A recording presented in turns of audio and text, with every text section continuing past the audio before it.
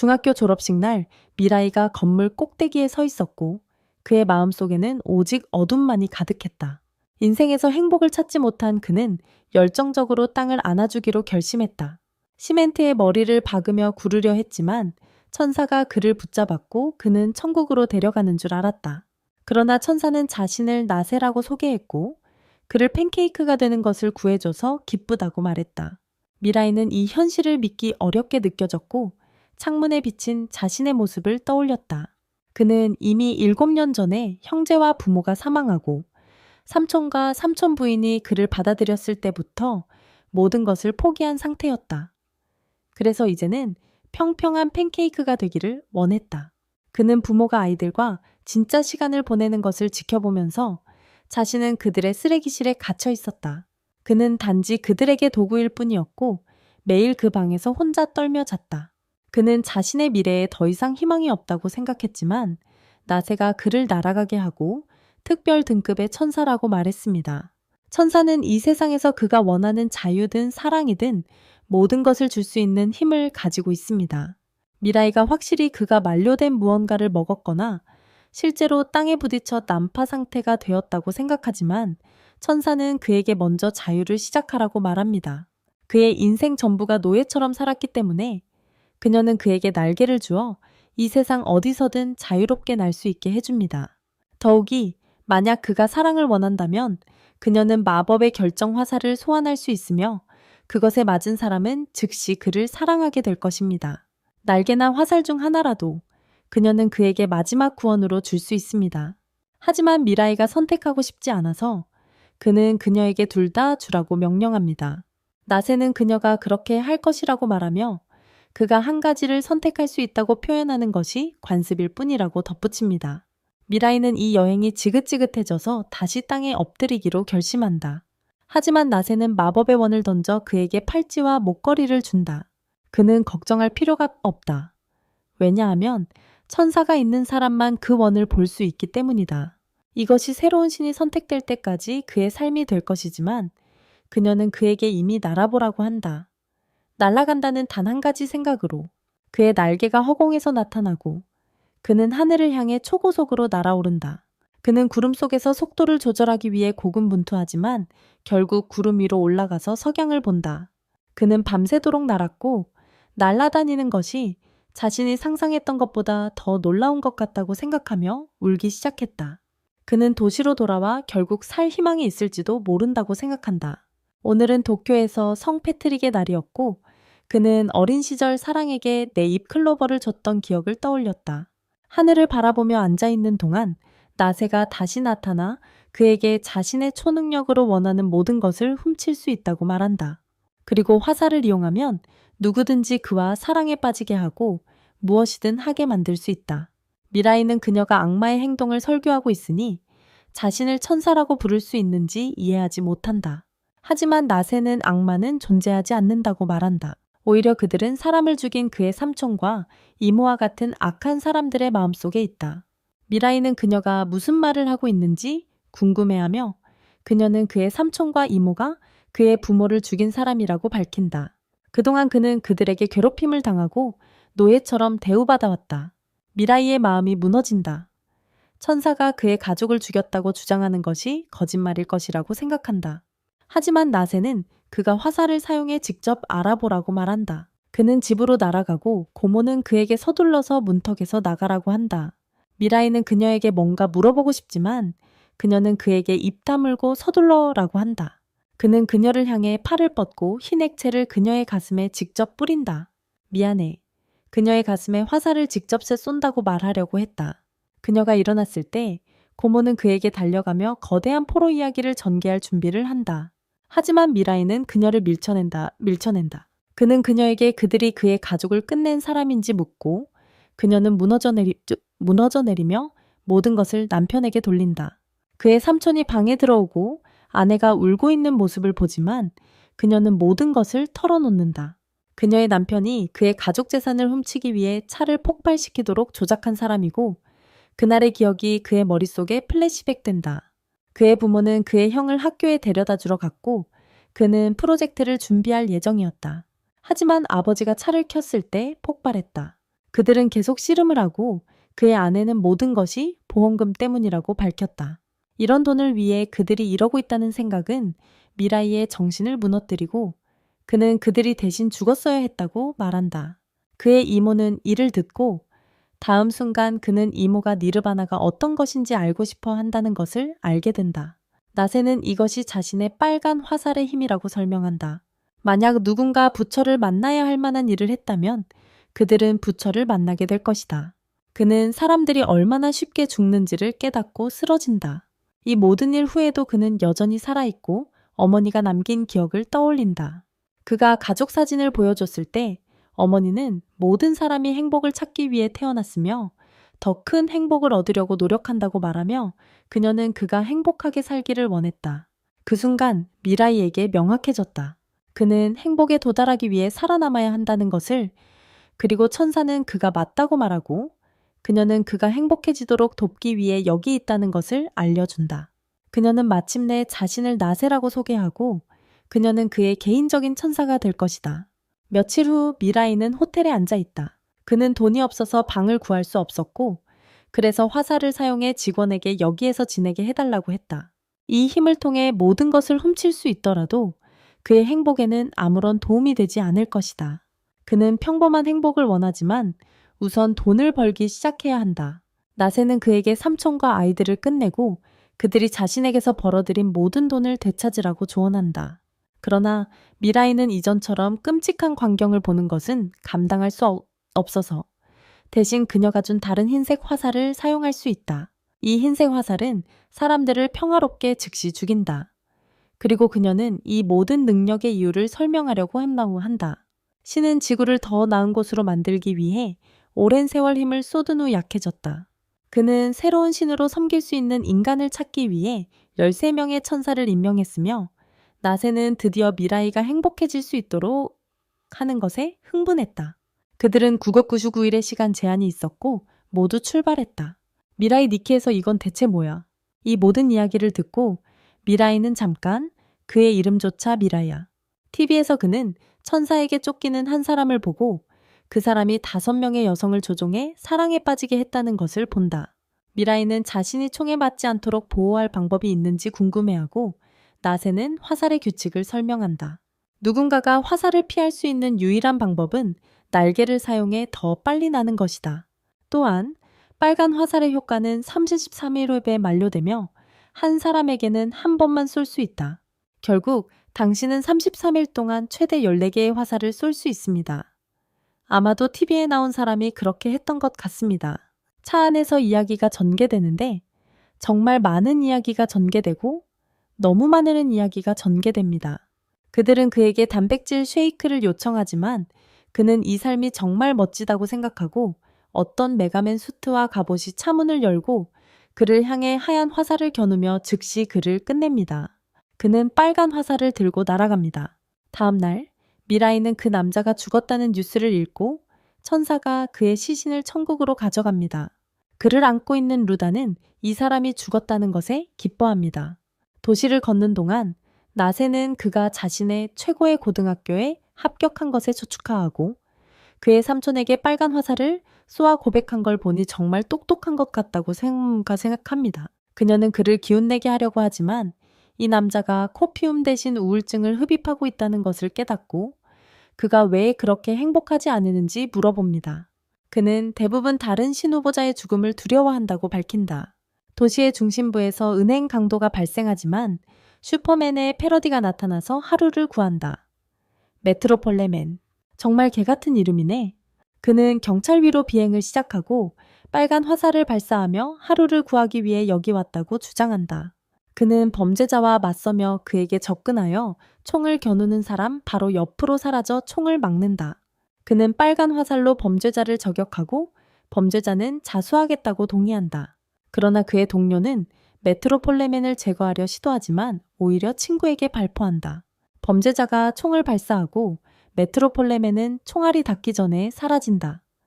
백색 화살을 준비하고 범죄자를 제거한다. 나세는 자신의 천사가 특별한 계급임을 깨닫고 메트로폴리맨은 그에게 맞서는 12명의 적이 있다는 것을 발표합니다.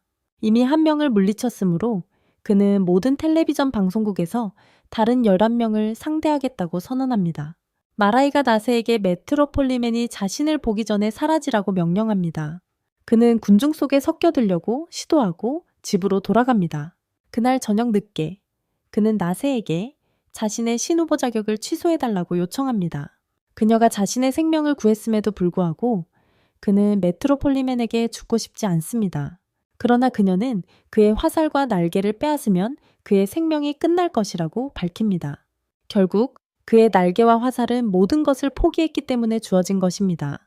신은 오직 삶을 포기할 준비가 된 후보자들만 선택하라는 명령을 내렸다. 그녀는 그에게 천사들이 빨간 화살과 흰 화살로 특별한 등급을 부여하고 최상위 등급은 양쪽 날개와 화살을 모두 부여받으며 두 번째 등급은 날개나 화살 중 하나만 부여받는다고 말한다. 그러나 천사의 등급은 언제든지 바뀔 수 있으며 마라이가 이 상황에서 무엇을 해야 할지 궁금해한다. 다음 날 나세 없이 학교에 가고 그녀는 그에게 자신의 어린 시절 짝사랑 상대인 사키에게 빨간 화살을 쏘라고 말한다. 그는 그녀를 33일 안에 사랑에 빠지게 하려고 노력해야 하지만 마라이는 그 화살을 사용하지 않겠다고 맹세한다. 그는 학교에 가서 오늘은 새로운 시작이 될 것이라고 생각하지만 하늘에서는 천사가 나타난다. 그 생각이 그를 두려움에 떨게 하지만 그는 그것을 존재하지 않는 것으로 가장하려고 한다. 그러나 그 순간 천사는 그의 존재를 알아차리고 그 앞에서 사라진다. 이는 마라이를 충격에 빠뜨린다. 이 반응은 마라이가 신후보라는 것을 확인시켜줍니다. 그는 천사를 볼 수 있고 천사는 그의 신후보가 바로 뒤에 서 있다고 밝혀냅니다. 그는 사키를 보고 그녀는 그에게 빨간 화살을 쏘지만 그는 화살에 맞은 상태입니다. 그는 항상 사키를 사랑해왔지만 화살의 힘이 그에게 고백하도록 강요합니다. 그녀는 부모님이 집에 없다고 말하고 그가 올 수 있다고 하자 심플은 초음 속으로 그녀의 집으로 날아갑니다. 그는 그녀가 드디어 나타날 때까지 그녀의 방 안에서 기다립니다. 사키는 그에게 백색 화살을 가지고 있는지 묻고 그는 가지고 있다고 고백합니다. 천사는 그가 메트로폴리몬인지 걱정하지만 그는 그렇지 않다고 말합니다. 천사 레벨은 그를 화살로 쏜 이유를 설명하려고 합니다. 그는 그녀에게 날개가 없으니 사키의 날개가 되어주길 원한다. 무라이는 그녀의 날개가 되어주기로 동의하고 서로 손을 맞대어 계약을 맺는다. 심프는 절정을 느끼고 그들의 손 주위에 유대감이 형성된다. 그는 그녀를 뒤에서 안고 다시 절정을 느끼고 그녀가 알아차리기 전에 떠난다. 그들은 하늘에서 함께 날아가고 무라이는 어릴 적 함께 보냈던 시간을 회상한다. 그는 그녀를 하늘 위로 데려가서 무언가 괴로운 일이 있으면 항상 곁에 있겠다고 전한다. 사키는 개인적인 문제라고 말하지만 괜찮을 거라고 한다. 그와 이야기할 수 있어서 기쁘다고 말하며 눈물이 고인다. 한참 후에 사키는 메트로폴레몬이 오후 5시에 텔레비전 방송국에서 출연한다는 소식을 듣습니다. 천사는 메트로폴레몬이 계속 살아있다면 사키를 죽일 수 있다고 경고하며 사키의 빨간 화살은 그를 찾아내게 합니다. 그는 만약 그렇게 될 경우 자신이 사키를 위해 희생할 것이라고 말합니다. 그런데 나세이가 나타나서 그에게 너무 서두르지 말라고 경고합니다. 그녀는 이 계획이 아마도 장난의 천사 레벨의 계획일 거라고 알고 있습니다. 만약 그가 죽는다면 그의 날개와 화살은 사키에게 이어질 것입니다. 하지만 메트로폴레몬이 죽는다면 화살은 그가 날개와 화살을 사키에게 넘기도록 강제할 것입니다. 어느 쪽이든 레벨은 이겼을 것입니다. 이 아가란 계획 때문에 레벨은 2등급 천사이며 나세이의 순수함은 그녀가 특별 등급 천사가 되게 합니다. 레벨은 그들이 서로를 엮으려 했다고 고백하지만 둘 다 성공할 수 있도록 휴전을 하기로 동의합니다. 하지만 그는 화살이 사라진 후 무라이의 행동이 걱정되며 나세이는 무라이가 하루에 적어도 한 번은 사키에게 절정을 느낀다고 확신시킵니다. 레벨은 소름이 끼치고 그들은 한 달 동안 함께 시간을 보낸 후 무라이를 의자에 묶어 사키에게 무슨 일이 생기지 않도록 합니다. 레벨은 이것이 그의 진정한 감정이라고 믿으며 무라이는 사키가 자신을 쏜 것에 대해 화가 나지 않았습니다.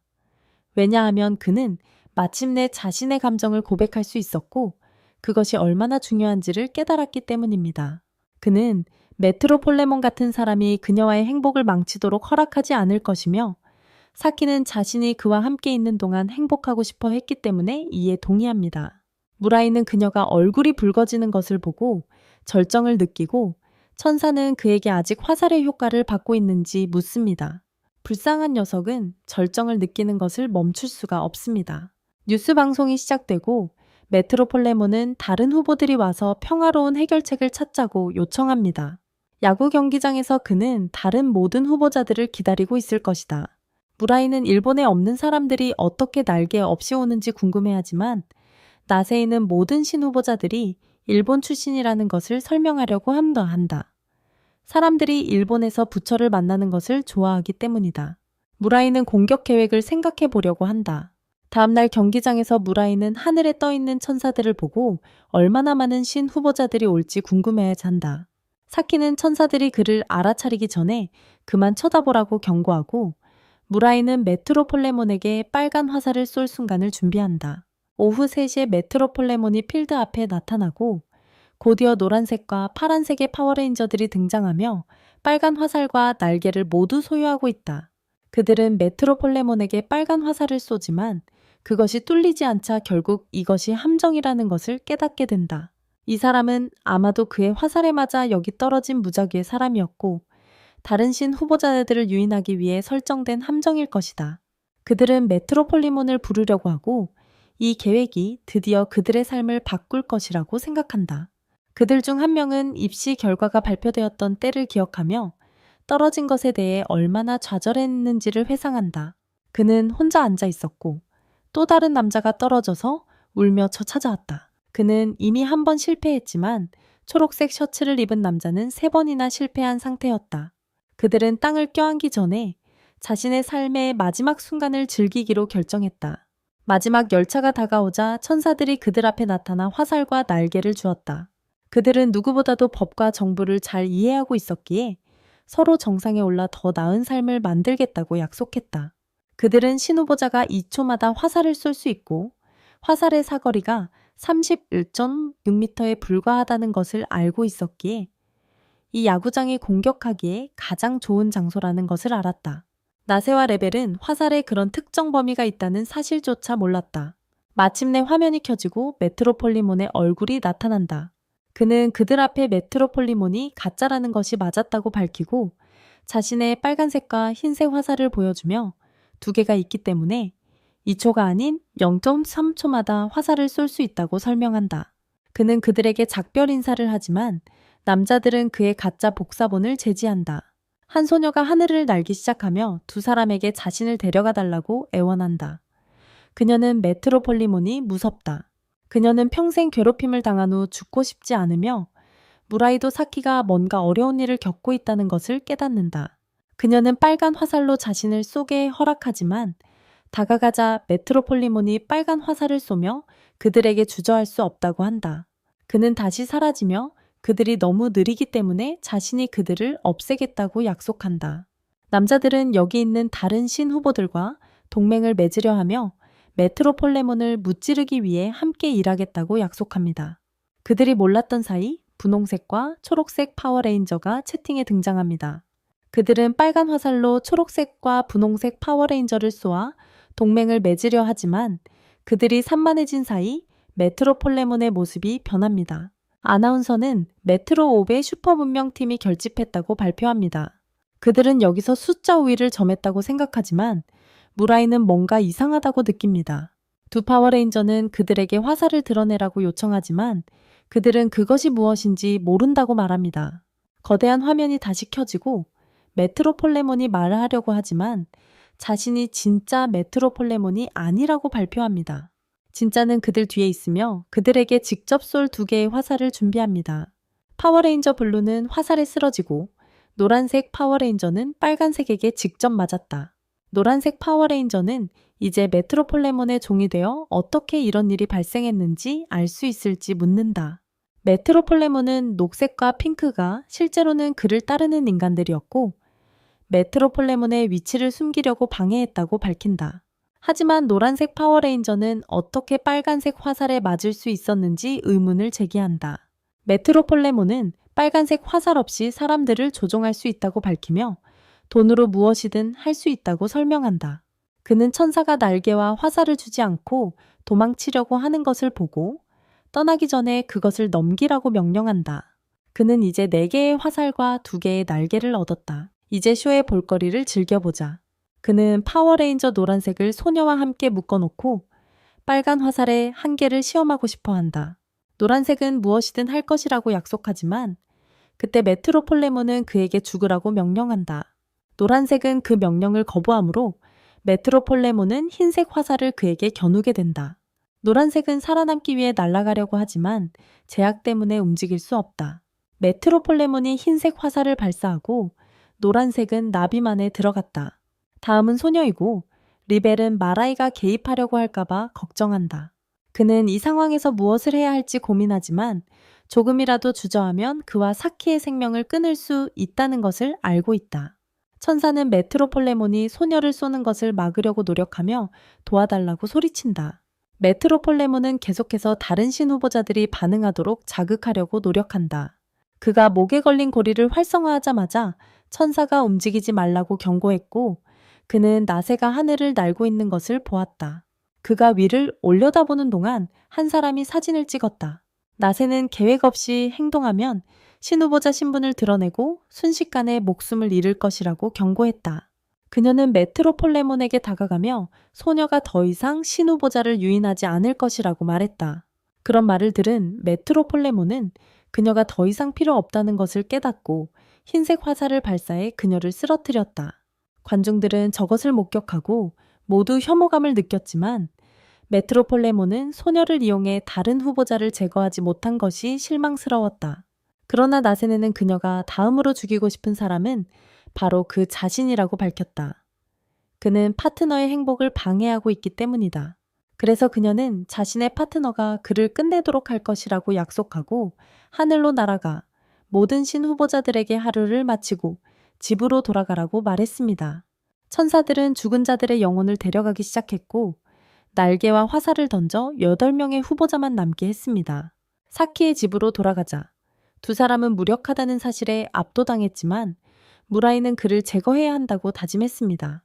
하지만 그는 사람을 증오할 수 없었고 그들의 생명을 끝낼 수조차 없었기에 사키는 다른 신 후보자들과 동맹을 맺자고 제안했습니다. 특히 그들이 모두 그를 싫어하니까요. 그녀가 그런 말을 하자 창문 밖에 한 남자가 그 아이디어에 동의한다고 말했지만 무라이는 그에게 자신의 빨간 화살을 겨누며 달려갔습니다. 그러나 그 남자는 자신이 자신의 말을 믿지 않으면 지금 당장 빨간 화살로 쏠 수 있다고 말했습니다. 하지만 나세네는 그의 화살을 쏘지 말라고 했고 그 남자가 정직하다는 것을 알 수 있었습니다. 그들을 안으로 데려온 후 그 남자는 곧 생을 마감할 말기암에 걸려 시간이 많지 않다고 밝혔습니다. 그는 죽어야 할 날 천사가 그의 눈앞에 나타났다. 하지만 천사는 그의 영혼을 빼앗는 대신 마지막 희망의 조각을 주려고 노력했고 그에게 다시 한번 삶의 기회를 약속했다. 만약 그가 자신의 삶이 소멸되기 전에 이 세상의 신이 된다면 그 병으로부터 그의 삶은 구원받을 것이다. 그 말을 듣고 그 남자는 가족 사진을 바라보며 마침내 아이들과 아내에게 그들이 디설브하는 삶을 줄 수 있다는 것을 깨달았다. 처음에는 그 기회를 잡았지만 그는 999일 안에 아마도 살지 못할 것이라는 것을 빠르게 깨닫고 화살로 할 수 있는 모든 일을 해야 했다. 그가 한 첫 일은 부자들에게 빨간 화살을 쏘아 가족을 위해 수백만 달러를 가져오는 것이었다. 하지만 그는 도둑 같은 자신이 신이 될 자격이 없다는 것을 알았다. 그렇기 때문에 그의 유일한 소망은 메트로폴레몬이 이 세상의 신이 되지 않는 것이었다. 그것은 그의 가족의 삶을 파괴할 것이기 때문이다. 그래서 그는 14명을 쏘고 그들을 스타디움으로 보내 다른 신 후보를 찾으려 했다. 그는 그들의 사진을 보고 그들 둘이 좋은 사람이라는 것을 알았다. 그의 이야기를 들은 미라이는 그의 목표를 달성하는 데 도움을 주기로 결심했지만 치료를 계속할 것을 조건으로 했다. 그는 그가 단순히 사라지는 것에 만족하며 가족을 절망에 빠뜨리는 것은 이기적이라고 믿었다. 나라의 반대편에서 메트로폴레몬은 자신의 3개의 새로운 화살을 어떻게 사용할 수 있을지, 빨간 화살이 다른 후보를 제거하는데 기본적으로 쓸모가 없다는 것을 고민했다. 그는 어떻게 그들이 대신 다른 누군가를 제거하도록 강요할 수 있을지 궁금해했다. 사키의 집으로 돌아가서 그 남자는 드디어 자신을 난나토라고 소개하며 그의 천사가 지식의 천사 바렛이라고 말했다. 그가 떠나기 전에 그들은 신원을 숨기기 위한 그의 의상 아이디어를 보여주었고 창문으로 날아나갔다. 다음날 학교에서 메트로폴레몬의 친구가 그를 카나드라고 부르며 다가와 그녀의 짝사랑 상대를 스파이하러 가라고 말했다. 활시위팀이 화살을 쏘는 것을 보면서 카나는 미나미에게 만약 소원을 들어주는 기회가 있다면 무엇을 바랄 것인지 물었다. 하지만 미나미가 엄청나게 부자가 되고 싶다고 말하자 카나는 그게 잘못된 것이라고 말했다. 왜냐하면 그것은 전 세계에 영향을 미치는 것이어야 하기 때문이다. 미나미는 모든 못생긴 여자들이 사라지기를 바랐고 카나는 그것이 더 맞는 것 같다고 생각했다. 그래서 그녀는 자신의 진짜 소원이 죽은 사람들을 다시 살릴 수 있는 능력이라고 밝혔고 미나미는 그녀가 자신의 여동생에 대해 말하고 있다는 것을 깨달았다. 여자들이 사라졌을 때 카나는 창문으로 뛰어나가 60m 거리를 조준했다. 한 개의 화살은 단지 31.6m까지 날아갈 수 있지만 그녀는 이를 결합하여 100m 이상의 거리를 도달할 수 있다는 것을 깨달았다. 그날 늦게 카나데는 꽃다발을 들고 한 오래된 저택으로 날아갔고 그곳에서 그의 누나의 결정체가 된 몸을 보았고 생일 축하를 전했다. 동시에 미라이는 뉴스에서 자동차 사고를 보고 메트로폴레몬의 명령을 따르고 있다는 소녀의 메모를 발견했다. 장난의 천사는 메트로폴레몬이 그가 살해한 사람들로부터 지금 5개의 화살을 다생이 화살을 가지고 있다고 설명하려고 했고 그래서 그가 빨간 화살로 쏜 후에 사람에게 일부를 주었을 수도 있다고 말했다. 하지만 그것은 화살에 의해 조종당한 33일 동안만 가능하다. 그 말을 들은 무케도는 그 소녀를 제거하자고 제안했지만 지금 그녀는 세계를 떠돌며 원하는 사람을 제거하고 있다고 말했다. 하지만 그는 그 소녀가 그들을 유인하기 위한 미끼일 가능성이 높다고 알고 있었고 그래서 그들이 그를 역으로 함정에 빠뜨려서 흰 화살로 그의 생명을 끝낼 것이라고 말했다.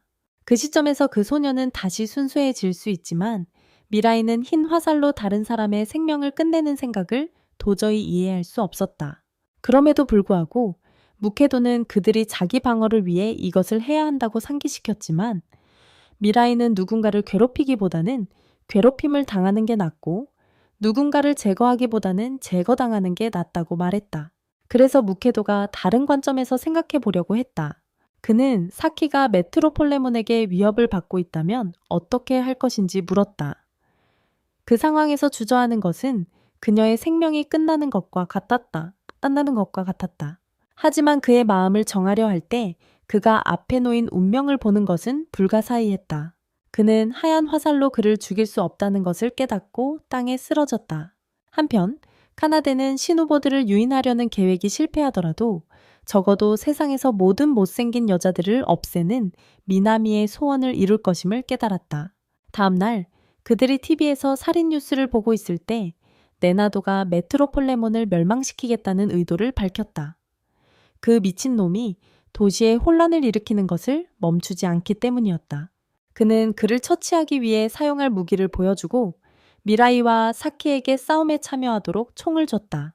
하지만 그들은 둘 다 실제로 사용할 수 있을 거라고 생각하지 않아 총을 받기를 거부했다. 그들은 뉴스에서 또 다른 소녀를 끝낸 미술인을 보았고 자신을 미끼로 삼아 그들을 유인하려고 했습니다. 메트로폴레몬이 나머지를 전멸시키려 하고 있었기 때문에 그들이 위험을 감수해야 할지 고민했습니다. 그가 숨어 있다가 그들을 끝내기를 기다리고 있을지도 모른다고 생각했죠.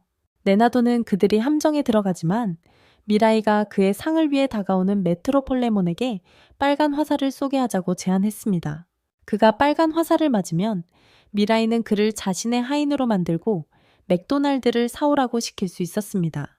그들의 계획이 잘 될 수 있다고 생각하면서 도전을 받아들이기로 결정하고 전투복을 입었습니다. 네나도는 미라이에게 메트로폴레몬을 처치할 기회가 있다면 그의 백색 화살로 끝내겠냐고 물었습니다. 그러나 미라이는 자신의 음식을 먹고 있는 바퀴벌레도 처치하지 못할 정도로 약하기 때문에 자신의 중간 이름이 약골이라고 말했습니다. 미라이가 절망적으로 쓸모없다는 것을 깨달은 레나도는 더러운 일을 모두 하기로 동의하고 미술인이 더 많은 사람들을 끝내기 전에 그녀를 전멸시키기로 했습니다. 타워에서 미술인은 감정이 고조되지 않는 영상을 보고 있었고 그때 레나도가 나타나 메트로폴레몬의 행방을 요구했다. 그러나 즉시 타워가 폭발하고 미라이는 공포에 질려 비명을 질렀다. 그는 연기가 나는 것을 보며 친구를 잃은 것에 대한 두려움에 떨었고 레나도가 땅으로 떨어지는 것을 보았다. 그리고 그는 그를 구하기 위해 날아갔다. 그러나 그가 그렇게 하자 그들은 바닥에 부딪혔다. 미라이는 울기 시작했다. 그러나 레나도는 끔찍한 기침을 하며 깨어났고 그의 수트 덕분에 구원받은 것이었다. 그 순간 메트로폴레몬이 그들 뒤에 나타나 하얀 화살로 미라이를 끝내려고 했다. 미라이는 자신이 준비한 동기부여 연설가가 되기로 결심하고 삶과 죽음의 목적에 대해 그를 강의하기 시작했다. 그리고 좋은 본보기를 보여주는 것이 통치하는 가장 좋은 방법이라고 생각했지만 메트로폴레몬은 신이 되고자 했기 때문에 그렇게 하려고 했습니다. 그러나 그 하류층은 그에게 경쟁 없이 살 것이 더 나을 것이라고 말하며 모든 복권 슬롯을 자신만의 것으로 원했습니다. 그런 하류층이 어떤 저예산 슈퍼맨이겠습니까? 레나도가 다시 비행할 수 있게 된 후 그는 숫자가 유리하다는 이유로 함께 공격하자고 제안했습니다. 하지만 메트로폴레몬은 위험을 무릅쓰지 않으려고 천사를 즉시 소환하여 도덕적 지원을 받았습니다. 이세카이에 들어가는 것을 피하고 싶었던 것입니다. 그래서 레나도도 나세이와 바렛을 소환하여 뒷받침을 받았습니다. 메트로폴레몬은 화살을 레나덱에 겨누며 그를 두 사람 중 더 강한 남자로 여겼고 미라이가 쓰레기처럼 쉽게 버려질 수 있는 쓸모없는 약자라는 점을 고려해 70%의 차익을 줄이려고 했습니다. 우위를 얻기 위해 그는 폭탄 해제 장치를 보여주며 도시를 산산조각 낼 것이라는 협박을 했습니다. 그래서 레나도는 많은 사람들의 생명을 걸고 싶지 않아 자신을 희생하기로 결정했습니다. 메트로폴레몬은 도시를 살려주는 대가로 희생양을 원했고 레나도의 능력을 요구했습니다. 하지만 레나도는 이것이 가짜 슈퍼맨을 처치할 완벽한 기회라고 믿었습니다. 그래서 그는 미라이에게 자신의 화살을 쏘는 순간 그를 쏘라고 말했습니다. 하지만 그 겁쟁이는 메트로맨이 화살을 발사하자 조준할 용기가 없었습니다. 그는 자신의 화살을 발사했지만 그것이 다시 자신에게 돌아왔습니다. 그가 모두를 폭파하겠다고 위협했을 때 미라이는 갑자기 그에게 날아가 거의 찔릴 뻔했습니다. 하지만 그는 때마침 날아가 버렸습니다. 미라이가 다시 돌진하며 공격을 멈추지 않고 미친 듯이 소리쳤다. 하지만 가짜 슈퍼맨은 모든 공격을 피했다. 그가 화살을 쏘았지만 가로막았고 다시 화살을 쏘자 미라이는 계속해서 피하고 막았다. 악당이 그에게 돌진했고 두 사람은 서로를 파괴하려는 듯 끝없이 싸웠다. 갑자기 메트로맨이 레나덱에 날아가 그의 화살을 쐈지만 미라이가 그것을 쳐냈다. 그들이 다시 싸우는 동안 레나도는 메트로폴레몬의 뒤에서 공격하기로 결심했다. 그가 그에게 날아가자 끊임없는 공격으로 그를 폭격해 헬멧에 금이 갔다. 그들의 숙적이 사라지자 그들은 돌아가기로 결정하고 신속하게 집으로 충돌했다. 레나도는 미라이가 싸움 중에 정신을 잃었는지 물었지만 우울한 10대는 자신이 하고 있는 일을 거의 인식하지 못했다. 그는 메트로폴레몬을 물리치는 부담이 왜 자신에게 있는지 궁금해했다. 그는 너무 비참해서 누구를 위해 싸울 기분이 아니었다. 그래서 낮에 되는 그들에게 세상을 구하기 위해 싸우고 있다고 말했다. 만약 그 미친놈이 신이 된다면 전 세계가 확실히 불타버릴 것이라고. 다음날 학교에서 사키의 친구는 미라이가 마치 기괴한 스토커처럼 그녀를 바라보고 있는 것을 보고 그에게 맞설 생각을 했다. 하지만 사키는 그를 더 굴욕적으로 만들 필요가 없다고 생각해 그를 부끄럽게 만드는 것을 막았다. 그는 이미 너무 많은 것을 겪고 있었기 때문이다. 그 오후 집에 돌아온 후 레나도는 미라이에게 메트로폴레몬의 스케치를 그릴 수 있는지 물었다. 하지만 그 친구는 항상 우울한 모드에 있었기 때문에 자신이 본 것을 잊어버렸다. 그래서 사키는 잠시 쉬자고 제안했다. 그날 밤 그가 잠든 사이 사키는 그를 그녀의 침대로 초대하여 속마음을 나누었다. 그녀는 매우 슬퍼 보였고 천사들에게 가버리라고 말했다. 레벨은 그들이 어떤 이야기 전개를 시작할 것인지 궁금해하며 그 과정을 보여달라고 요청했다. 하지만 나세는 그를 미친 괴짜라고 생각하고 즉시 그를 떼어냈다.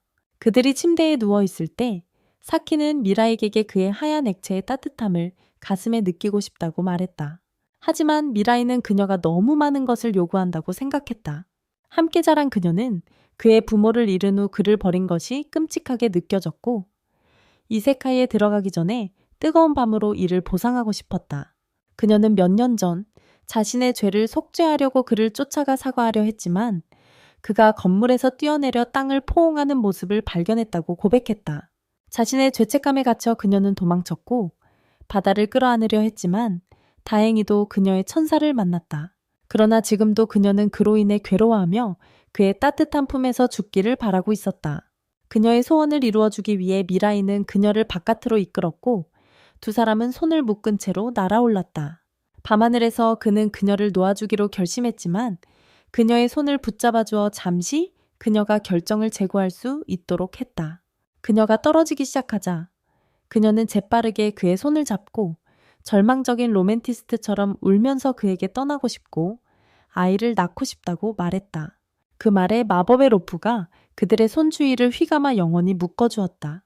몇 분 후 그들은 옥상에 서 있었고 사키는 그에게 영원히 그의 곁에 있고 싶고 그의 화살이 자신의 가슴을 관통하길 꿈꾼다고 말했다. 그래서 그는 그녀를 바라보며 미소 지었고 인생의 사랑에게 사랑받는 것이 행복하다고 느끼며 그녀와 영원히 함께하겠다고 약속한 후 그녀와 함께 날아올랐다. 다음 날 나나토는 메트로폴레몬의 정체를 발견하려고 점점 가까워지고 있음을 밝혔습니다. 사키는 싸움에 참여하고 싶어 바렛에게 어떻게 자신의 날개를 얻을 수 있는지 물었습니다. 그래서 바렛은 그녀에게 4가지 방법을 알려주었습니다. 그녀는 신후보자를 죽이거나 그의 임종 때 빨간 화살로 찔러야 하거나 천국으로 향하는 천사에게 날개를 받거나 신후보자의 영혼이 천국으로 올라가는 것을 요구할 수 있었습니다.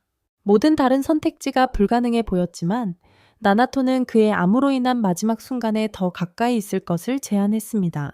그러나 그녀는 죽어가는 남자만 기다리는 것보다 메트로폴레몬의 날개를 가져가겠다고 말했습니다. 결국 그는 처음부터 날아다닐 자격조차 없는 괴짜였으니까요. 나나토는 그녀의 말에 놀라며 미라에게 그들의 이야기 전개 밤이 그녀의 몸에서 어떤 위대한 호르몬을 방출했는지 물었다. 하지만 그가 대답하기도 전에 레벨은 그가 1급 천사가 되어 그녀에게 날개를 축복할 것이라고 그들에게 말했습니다.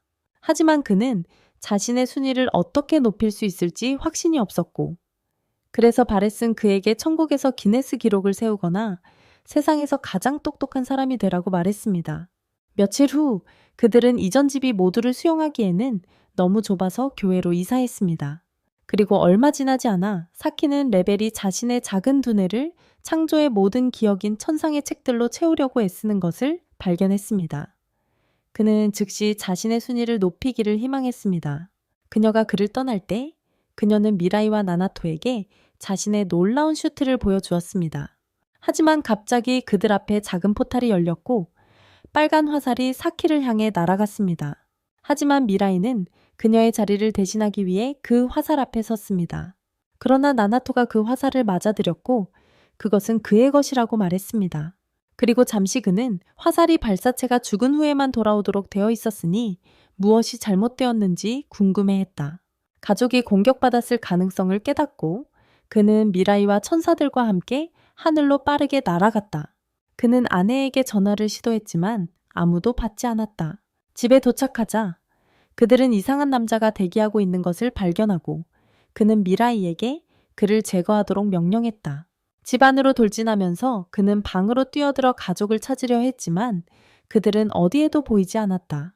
아내의 손상된 드레스를 본 순간 그는 가장 두려워하던 가족을 잃게 될 것이라는 사실을 깨달았다. 밖에서는 미라이가 붉은 화살을 이상한 남자에게 겨누었다. 그 남자는 괴상한 노인처럼 검을 가지고 놀고 있었다. 미라이가 그가 다른 신의 후보일지도 모른다고 생각하며 그는 화살을 발사하기로 결정했다. 하지만 그는 딱 맞춰서 날아갔고 잠시 후 공원에 도착했다. 그의 이름은 하지메였고 그는 가난하고 극히 못생긴 아이로 태어났다.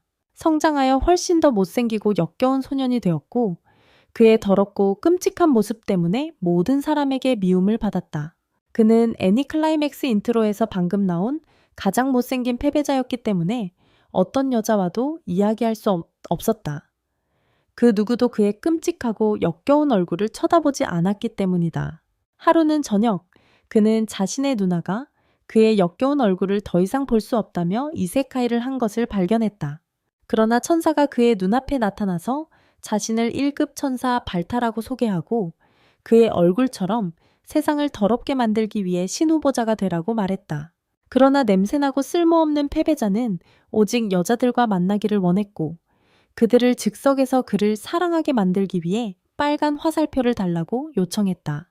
다음날 학교에서는 역겨운 패배자가 화살을 자신의 학교 짝사랑 상대로 쏘았고 곧 그녀에게 그녀의 아름다운 꿀을 맛보고 싶다고 말하기 시작했다. 그는 그녀의 손을 잡고 있었고 끔찍한 패배자가 키스를 청했으며 곧 플롯 개발이 시작되었다. 그러나 거울을 보았을 때 그는 우주 전체에서 가장 못생긴 인간이며 무료 푸시도 받을 자격이 없다는 것을 발견하고 즉시 패닉에 빠졌다. 집으로 돌아온 후 그는 사탕을 잃은 소물은 소년처럼 울기 시작했다. 그러나 며칠 후 그는 TV에서 메트로폴레몬을 보았고 그를 자신의 존신아로 선택하기로 결심했다. 발타가 메트로폴레몬이 부유한 집안 출신이며 여자들이 그의 침대에 들어가기를 꿈꾸고 있다는 말을 들었을 때 하지임은 성형수술을 하고 새로운 아이돌의 추종자가 되기로 결심했다. 수술 후 하지임은 운동을 시작했다. 그는 메트로폴레몬을 만날 수 있을지 궁금해하며 아이돌 씨는 아마 그가 이름을 말하기 전에 그를 끝낼 것이다. 며칠 후 그의 얼굴이 공개되었고 몇 분 후 거리로 나갔을 때 모든 사람들이 그를 쳐다보기 시작했다. 그가 거울을 보았을 때 그는 사랑스러운 젊은 소녀를 보았고 즉시 그녀의 길로 날아갔다. 그는 평생 동안 소녀를 바라보며 그녀의 이름을 물어볼 수 있는 이 아름다운 순간을 꿈꿔왔다. 하지만 그는 완전히 바보처럼 망쳐버렸고 불쌍한 소녀는 목숨을 부지하기 위해 도망쳐야 했다. 집에서 그는 다시 울기 시작했고 자신의 모든 수술이 그를 진짜 탑지로 만들 수 없다는 것을 깨달았다. 그는 아무 쓸모없는 놈에 불과했다. 하지만 그는 곧 TV에서 메트로맨의 전투 장면에서 미라이를 보고 자신의 영웅이 세상을 파괴할 수 없다는 것이 불공평하다고 생각했고 자신을 새로운 정의의 아이로 선언하기로 했다. 발타가 그에게 메트로폴레몬이 최악의 신 리더가 될 것이라고 말했을 때 정의의 아이는 그에게 꺼져라고 말했다. 이 바보가 행복해지려면 세상이 타는 것을 보는 것뿐이었다. 그래서 며칠 후 그는 자신의 영웅처럼 보이기 위해 또 다른 성형수술을 예약하려고 했지만 의사는 그가 이제 막 인형처럼 보이기 시작했다고 진정하라고 말했다. 집에 돌아온 하지만은 메트로폴리몬이 고등학교에 다닌다는 것을 발견하고 도시의 모든 고등학교를 검색하기로 결심했다.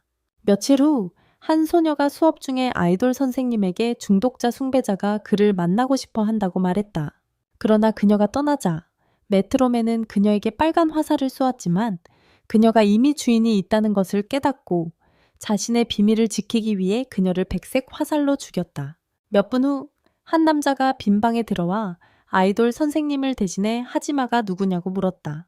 그는 자신을 그를 직접 나타내는 것이 두려운 가장 큰 광신자라고 소개하며 그를 섬기고 싶다고 말했다. 그의 가치를 판단하기 위해 메트로폴리몬은 그에게 난토의 가족을 납치하는 시험을 주기로 했다. 이제 그렇게 하고 나서 그는 난토의 아내를 사랑의 화살로 찌르는 것이 허용되는지 물었지만 메트로폴리몬은 그를 세상에서 가장 쓸모없는 못생긴 괴물이라고 불렀다. 교회 안에서 난토는 아이돌 선생님으로부터 전화를 받고 그의 가족의 소재에 대해 듣고 모두 그를 만나러 날아갔다.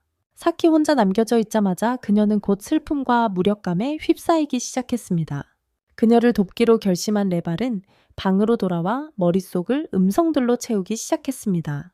공원에서는 나나토가 가족을 부르짖었고 하지메가 거울집에서 가족들이 갇혀 있다는 것을 발견했습니다. 그는 유리창을 두드렸고 아무런 생각 없이 서둘러 안으로 들어갔습니다. 하지메는 자신의 계획이 실제로 성공했다는 사실에 놀랐고 아무도 그곳에서 나오지 못한다는 것을 밝혔습니다. 그러나 나나토의 아내가 그에게 사랑한다고 말하는 소리를 듣자 그는 정신을 잃기 시작했습니다. 애정을 받으며 자라지 못한 하지메는 사랑이라는 단어가 조작된 것이라고 생각했고 아무도 실제로 다른 사람을 사랑할 수 없다고 믿었습니다. 갑자기 미라이가 하지메 위로 나타나 하얀 화살로 그를 겨누었지만 그는 미라이를 아무도 파괴할 수 없는 비겁한 닭이라고 불렀습니다. 그는 나나토의 아내를 향해 빨간 화살을 쏘려 했지만 미라이가 그를 겨냥해 쏘았고 그는 간신히 피했다. 상자 안에서 나나토는 유리를 깨고 싶어 총을 쏘기 시작했지만 그저 표면에 긁힌 자국만 남겼다. 밖에서 하지메가 미라이 앞에 그의 천사와 함께 나타나 그도 신 후보자라는 사실을 깨닫게 했다. 하지만 메트로폴리스도 나타나 그를 겨냥했다. 메트로맨을 보자 하지메는 정신을 잃기 시작했고 이날이 그의 불행한 인생에서 가장 행복한 날이라고 말했다. 하지만 아이돌씨는 개의치 않고 나나토를 죽이기 위해 화살을 겨냥했다. 그러나 미라는 그를 구하겠다는 결심을 하고 상자를 향해 움직이기 시작했다. 그가 나나토와 만났을 때 메트로폴리스가 그들을 겨냥하지 못하도록 유리 주위를 날아다니자고 제안했고 그것이 그의 가족을 보호하는 유일한 방법이라고 하자 나나토는 유리 주위를 날아다니기로 했다. 밖에서 메트로맨은 하지마에게 그들이 지칠 때까지 둘 다 끝낼 것이라고 말했다. 하지만은 미라이가 왜 상자에 들어갔는지 궁금해했고 자신을 구할 수 있었음에도 나나토의 가족을 위해 자신의 목숨을 위험에 빠뜨리고 있었다. 메트로맨이 그들은 서로 사랑한다고 말했을 때 그는 다시 혼란스러워졌다. 상자 안에서 미라이는 나나토에게 탈출 계획이 없다고 말했다. 밖에서는 계획을 세울 시간이 거의 없었고 단순히 떠오른 첫 번째 생각을 따랐다. 그날 저녁 동안 하지만은 유리 밖에서 사무라이 잭의 그 남자처럼 자신의 칼을 가지고 놀았다. 몇 분 후 미라이는 나나토에게 상자에서 탈출할 방법을 알고 있다고 말했지만 그는 하지마가 열어볼 만큼 호기심을 가지기를 바랐다. 잠시 후 그들은 탈출한 척하며 밝은 빛 속에서 폭발했다. 그 바보는 정말로 그들이 사라졌다고 믿었고 상자 안을 보자고 제안했지만 메트로맨은 그의 머리를 뜯어버리겠다고 위협했다. 밤이 되자 하지메는 그 상자가 하루 종일 조용했기 때문에 다시 호기심이 생기기 시작했고 엿보기를 생각했지만 아이돌씨가 그에게 눈 없이 추수감사절을 보내고 싶냐고 물었다. 아침이 되자 하지메는 그들의 천사가 사라졌다는 것을 깨달았지만 메트로맨은 그들이 단지 대본에 맞춰 연기하고 있다고 말했다. 멀리 떨어진 탑에서 나세와 발에 쓴 하지메가 그들의 속임수를 믿고 나나토와 그의 가족을 구해주기를 바랐다. 동시에 하지메는 유리창을 통해 살펴보며 그들에게 음식을 줄 수 있는지 물었지만 메트로맨은 그를 파괴하겠다고 위협했다. 한편 교회에서는 레벨의 머리가 그의 모든 공부로 인해 터질 것 같았다. 그가 또 다른 책을 머리로 넣으려도 할 때 그것은 굴러나갔고 그는 그것을 잡으러 서둘렀다. 그가 그것을 주었을 때 그는 밖에서 쓸모없고 우울해 보이는 사키가 기다리고 있는 것을 발견했다. 그녀는 자신이 세상에서 가장 쓸모없는 슈퍼히어로라고 느끼며 모두에게 단순한 짐이 되었다고 그에게 말했다.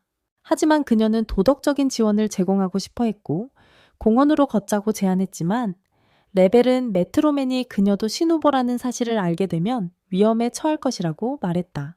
그 순간 그는 그녀가 안타까워 눈물을 흘리기 시작했지만 그의 눈물이 거품으로 변했고 그 주위에 금빛 빛이 비추자 신이 그 앞에 나타나 그의 눈물이 천국에서 세계 기록을 세웠다고 말하며 이로 인해 그는 1급 천사로 승진하고 감정의 천사라는 이름을 얻게 되었다. 그의 머리 주위에 새로운 마법의 원행이 형성되었지만 그는 즉시 그것을 사키에게 던졌고 그녀는 그 순간 큰 날개를 키우며 자신의 소원을 이루었다. 몇 분 후 그들은 탑에 나타났고 천사들은 레벨의 승진을 축하했다.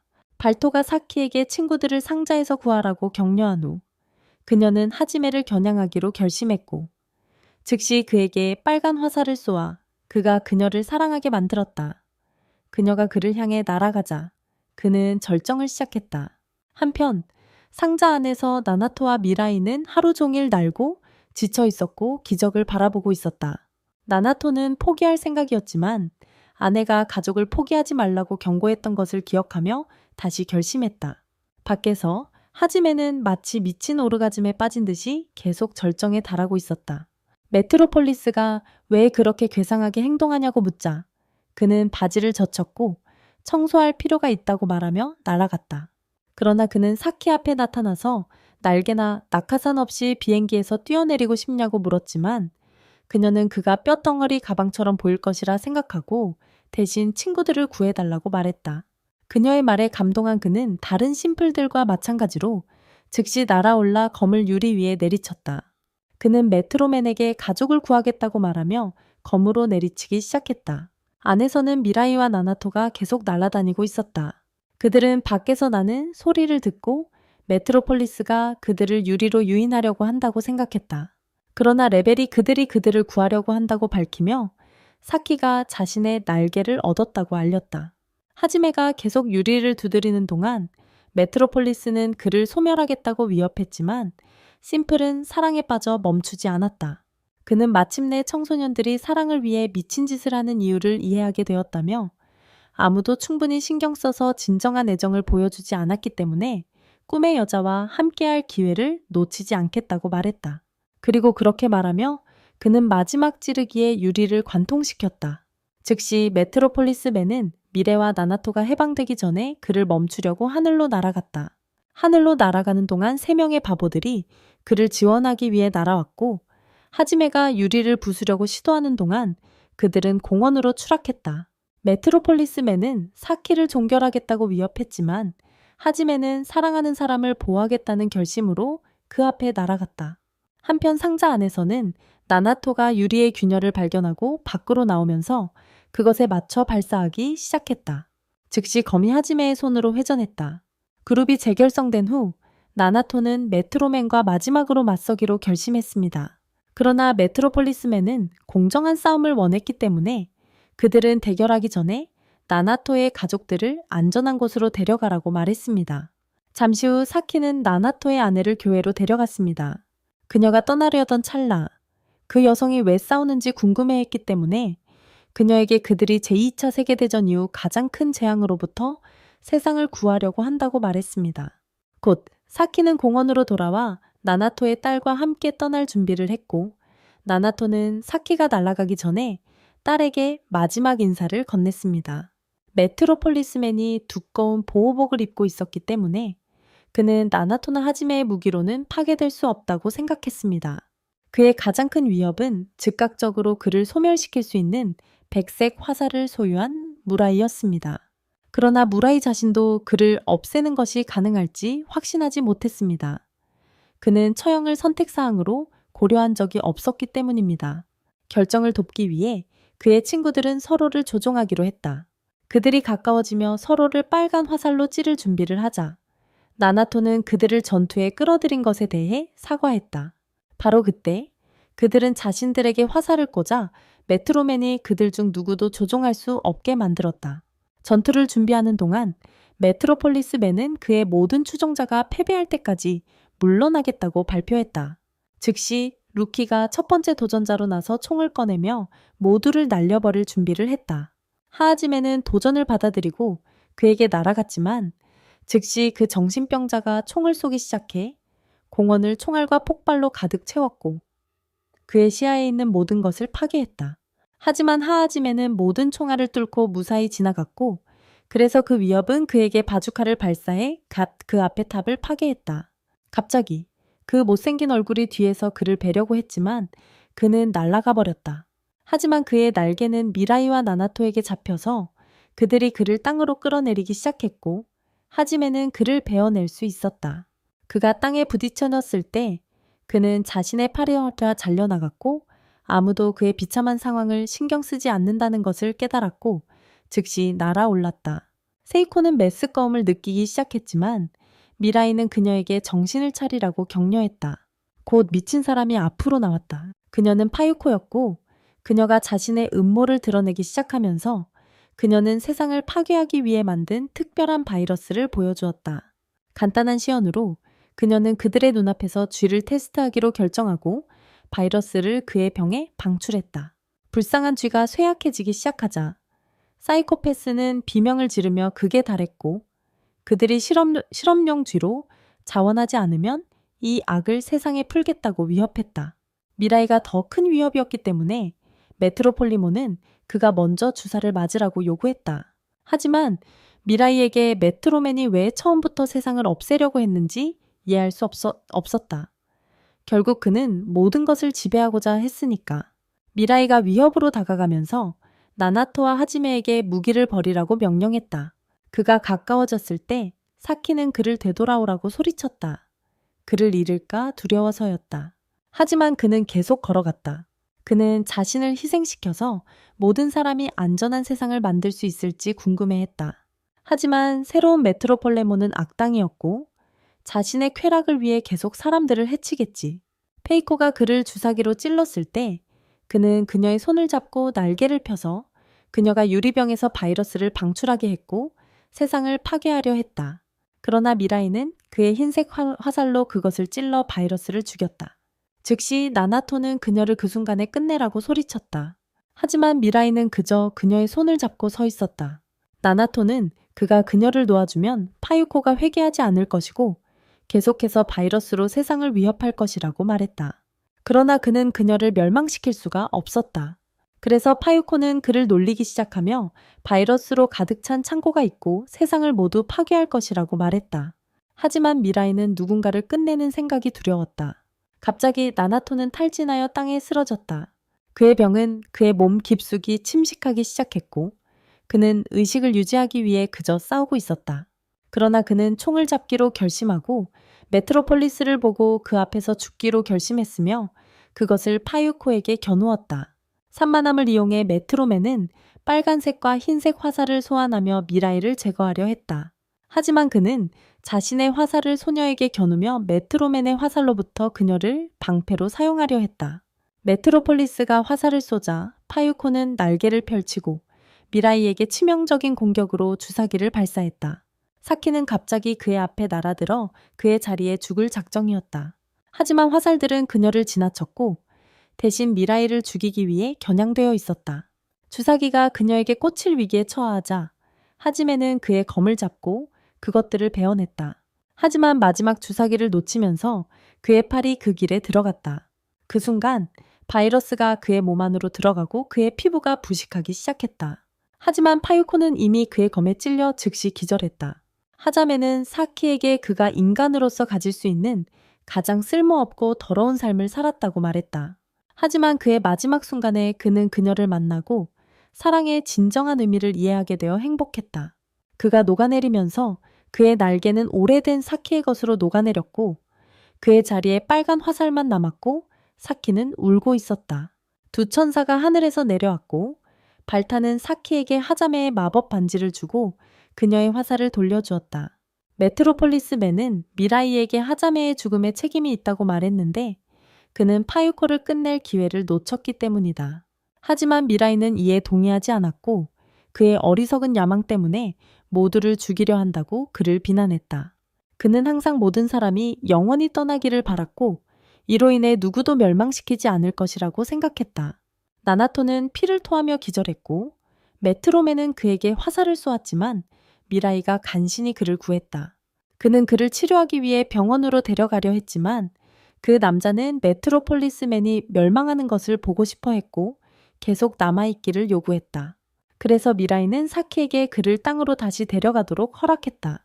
나나토는 메트로맨의 마지막 추종자가 그를 위해 죽을 용의가 있는지 물었지만 소녀는 즉시 날아가 버렸다. 다른 지원이 없던 메트로맨은 미라이와 대결하기로 결심하고 그를 쓸모없고 바퀴벌레조차 이길 수 없다고 놀리기 시작했다. 그러나 미라이는 그를 끝내고자 하는 의도가 없다고 고백하며 오히려 그에게 빨간 화살을 꽂아 그의 하인을 만들고 영원히 미라처럼 봉인할 것이라고 말했다. 메트로폴리스맨은 그를 끝내는 것이 더 친절한 일일 것이라고 말했지만 미라이는 그의 더럽고 변태적인 피로 손을 더럽힐 생각이 없었다. 마지막 전투를 위해 메트로폴리스맨은 몇 가지 규칙을 정하는 것을 제안했고 미라이가 그에 동의하고 서로에게 화살을 한 발씩 쏘다가 누군가가 찔리기 전까지는 화살을 쏠 수 있다고 말했습니다. 곧 그들은 땅으로 내려와 대결 준비를 마쳤습니다. 메트로폴리스맨은 동전을 뒤집어 이긴 사람이 먼저 쏠 것이라고 말했습니다. 그런데 동전을 뒤집는 순간 그는 화살을 발사해 가까스로 막히고 이를 워밍업이라고 불렀습니다. 더 가까이 다가가며 미라이가 화살을 쏘았지만 막히고 충격받았습니다. 그는 자신만이 화살을 막을 수 있다고 생각했기 때문입니다. 메트로폴리스맨은 자신을 살아있는 가장 위대한 사람이라고 칭하며 신의 직위에 가장 적합한 후보라고 주장했습니다. 몇 년 전 그는 사랑하는 여동생 리아를 갖고 있었고 돈으로 살 수 있는 모든 것을 그녀에게 주었습니다. 그들이 원하는 모든 것을 갖게 된 그는 그녀를 자신만의 소유로 지키기로 결심하고 그녀에게 친구를 사귈 수 없도록 했습니다. 하지만 어느 저녁 그녀는 그에게 자신이 만난 소년과 그를 좋아하게 되었다고 말했지만 메트로폴리스 남자는 그녀가 다른 사람과 함께하는 것을 원하지 않았고 그녀를 피오나처럼 감옥탑에 가두겠다고 위협했습니다. 자신이 두려워진 그녀는 도망치려 했지만 그는 그녀를 붙잡고 소리쳤습니다.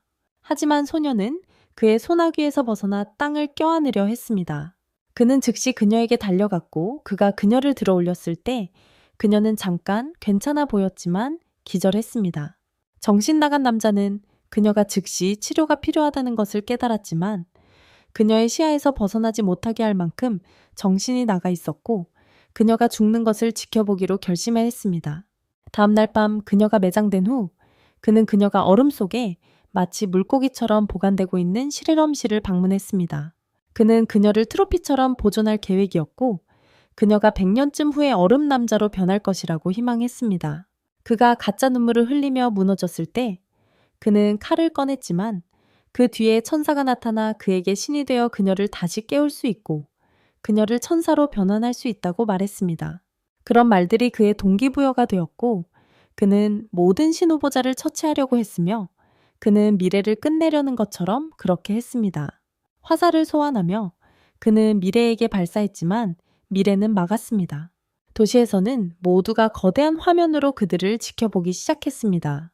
미래가 메트로폴렘에 있었고 몇 미터 떨어진 곳에서 미래는 그가 공격할 새로운 계획을 고민하고 있는지 궁금해하기 시작했습니다. 하지만 그 남자는 이를 부인하고 그저 공정하게 패싸움을 이기고 신이 되고 싶다고 말했습니다. 그것은 오랫동안 그의 집착이었습니다. 그는 신이 실제로 존재하지 않는다는 것을 의심했지만 천사들이 단순히 초자연적인 생물일 뿐이라는 생각에도 불구하고 시도해 볼 만한 가치가 있다고 생각했습니다. 사키가 왜 그렇게 잔인한지 물었을 때 그는 그녀가 자신을 방해하려 한다고 비난하고 자신에게 상관하지 말라고 말했습니다. 미래가 즉시 화살을 발사했지만 그는 다시 한번 막아냈다. 사키는 자신이 신이 되고 나서 어떻게 세계를 다스릴지 궁금해서 신이 되고 싶은 것은 아니었다고 말했다. 그러나 그는 그녀의 질문을 비웃고 미래에게 다시 화살을 쏘았지만 이번에도 다시 막혔다. 그는 태어나서 전 세계를 지배해야 한다고 말하기 시작했다. 만약 그가 신이 된다면 평균 급여 이하를 버는 모든 사람들을 파괴하고 세금을 내지 않는 모든 사람들과 실업수당을 기다리는 모든 사람들을 없애버리겠다고 했다. 그는 브레이키들은 빵조차도 마땅히 먹을 자격이 없다고 생각하며 부자들이 더 부유해지는 동안 굶주리며 죽어가는 것이 낫다고 여겼다. 그는 자신의 세상에는 하지메와 같은 못생긴 패배자가 필요하지 않았으며 앨런 머스크와 빌 게이츠와 같은 부유한 남자들만 원했다. 그리고 가난한 미인들에 대해서는 그는 그들이 서빙하는 것이 좋다고 생각했다. 몇 인치 정도 떨어진 곳에서 미래는 아마도 마지막 사격을 준비했다. 그의 빨간 화살이 누구도 죽일 수 없었기 때문에 그는 메트로맨이 그의 화살로 자신을 순식간에 끝낼 수 있다는 것을 깨달았다. 그러나 그 화살을 피하기 위해 날아가는 것은 그들의 전투 규칙에 어긋났기 때문에 그럴 수 없었다. 하지만 서로를 바라보며 누가 먼저 공격할지를 기다리던 중 미라이는 이 대도시가 진짜가 아닐 수도 있다는 것을 깨달았다. 그래서 메트로맨은 자신의 얼굴을 드러내기로 했다. 미라이가 그를 보는 순간 그의 자신감이 커졌고 그는 그를 이길 수 있다고 확신했다. 한편 도시에서는 사람들이 화면으로 전투를 계속 지켜보는 동안 한 무작위 남자가 메트로폴리스를 응원하며 소리를 지르기 시작했다. 동시에 미라이는 메트로맨을 향해 돌진하기 시작했지만 그가 화살을 쏘자 미라이는 그것을 막고 그에게 달려들었다. 하지만 화살이 박히지 않고 막혀버려 미라이는 이미 자신의 몸 안에 화살이 들어있다는 것을 깨달았다. 그 순간 그의 손에서 새로운 화살이 자라기 시작했지만 미라이는 그를 밀쳐냈고 화살이 날아가게 만들었다. 그리고 그는 날개를 펼치고 손을 감싸 날개로 자신을 둘러쌌다. 메트로폴리스맨은 자신의 끝이 가까워질 수 있음을 깨달았고 당황한 그는 칼을 뽑아 미라이를 찌르기 시작했다. 하지만 다행히도 그의 스위트는 그를 보호했고 그는 손을 놓지 않았습니다. 메트로맨은 그의 엔젤에게 마법의 반지를 다른 손으로 옮기라고 말했지만 메이사는 그렇게 하지 않았습니다. 다시 미래를 찌르려고 시도했을 때 사키는 그의 두 번째 손을 잡았고 둘 다 그를 벽에 묶어두었습니다. 자유롭게 되고 싶어 미쳐 날뛰며 그는 사키의 헬멧을 벗겨내고 날개를 펴고 도망치려고 비행하려고 할 때 미쳐 날뛰며 소리쳤습니다. 하지만 마지막 노력을 다한 미래와 사키는 마법의 로프를 소환하여 그의 손을 그 순간 묶었습니다. 최종적으로 적수를 제압한 나나토가 앞으로 나서서 그를 종결할 준비를 하고 병으로 인해 약해지고 어지러워하며 천천히 다가갔습니다. 미래는 그를 설득하려고 했지만 그에게 미래를 파괴하려는 욕구를 포기하라고 말했습니다. 하지만 나나토는 마음을 이미 정했고 그가 쓰러지면서 아내와 딸을 기억하면서 가짜 슈퍼맨을 종결하는 것이 그의 영혼의 평화를 가져올 유일한 방법임을 깨달았습니다. 그가 조준하고 있을 때 메트로맨은 자신의 끝이 다가오고 있음을 깨닫고 모든 죄를 뉘우치겠다고 말하며 원하는 만큼 감옥에 앉겠다고 말했다. 하지만 어떤 약속도 그의 운명을 바꿀 수는 없었다. 나나토는 그를 끝내는 것이 자신의 운명이라고 믿었고 다시 가족을 기억하자 메트로맨을 향해 총을 쏘기 시작했다. 총알이 가까이 날아오자 그는 날아보려 했지만 갇혀서 손을 풀 수 없었다. 삶이 끝나가고 있음을 깨달은 그는 더 이상 신이 되고 싶지 않다고 외치며 자신의 모든 재산을 자선에 기부하겠다고 말했다. 하지만 총알은 그의 슈트를 뚫고 들어갔다. 바로 그때 빨간 화살과 여러 개의 마법 링이 하늘로 날아갔다. 그러나 미라이가 그것들을 따라가려 하자 나나토가 기절해버린 것을 발견했다. 메이사가 메트로맨의 영혼을 끄집어내기 시작했고 그의 모든 재산이 그를 다시 깨우지 못하는 이유를 의아해하기 시작했다. 발타는 그녀의 질문에 아이러니를 이해하고 인간은 모든 것을 가지도록 설계되지 않았기 때문에 어떠한 양의 부도인간의 장수를 보장할 수 없다고 말해주었다. 병원에서는 의사가 나나토의 아내에게 그가 병의 가장 치명적인 단계에 있으므로 다시 깨어나지 않을 것이라고 말했다. 그녀가 울음을 터뜨리자 그녀는 살아있을 때 담배를 끊지 않았던 그의 습관을 생각하며 그의 입에 담배를 넣었다.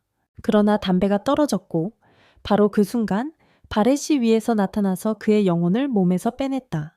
나나토가 사키에게 자신의 날개를 가져가길 원했기 때문에 바렛은 그녀에게 마법의 반지를 주기로 결정하고 그들 앞에서 사라졌다. 즉시 미라이의 화살이 나나토가 자신 안에 넣었던 것이 해제되었고 그 순간 그는 어떤 기적이 있어도 친구를 다시 깨울 수 없음을 알게 되었다. 그날 밤 사키는 집으로 돌아가자고 제안했다.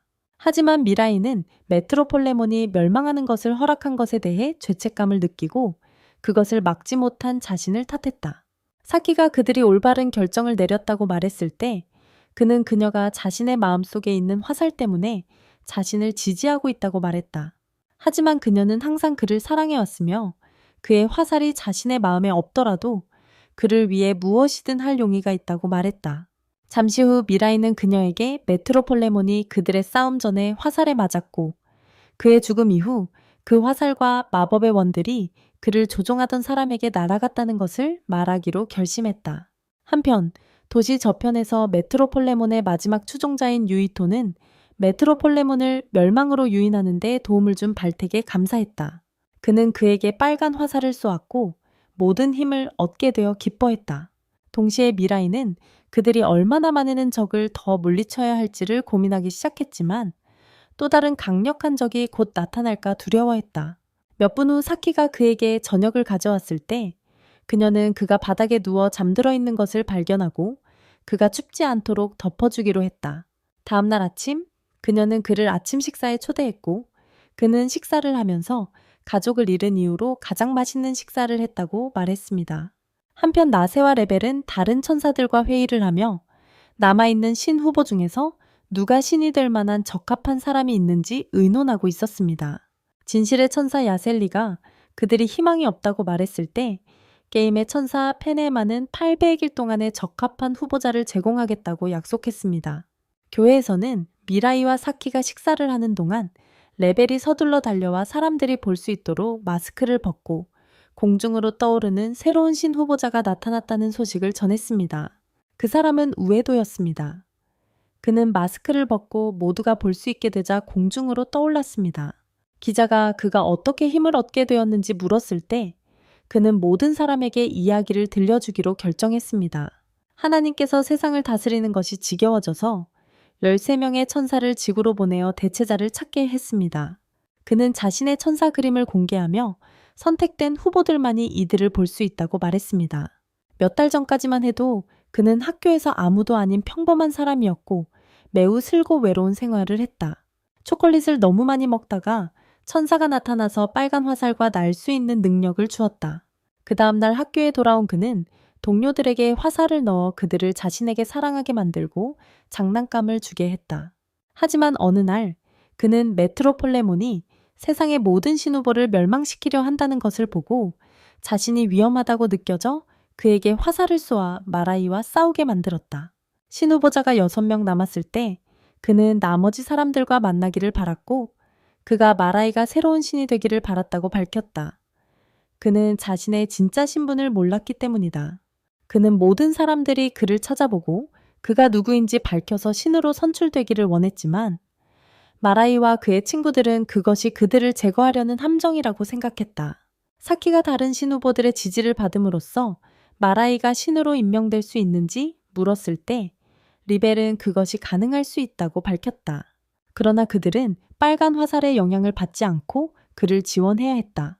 도시에서 3명의 경찰이 옥상으로 몰래 들어가 유이트에게 그물을 던졌지만 그는 날아가 버렸고 모두는 충격에 빠져 그를 바라보았다. 며칠 후 사키는 그들이 도망치는 것이 좋겠다고 제안했다. 왜냐하면 세계의 절반이 그들을 찾고 있었기 때문이다. 그녀는 그들이 외딴 섬에서 살고 코코넛으로 아침을 먹는 것이 더 나을 것이라고 생각했다. 그리고 몇 년 후에는 아기를 낳고 심야 텔레비전을 보는 삶을 시작할 수 있을 것이라고 했다.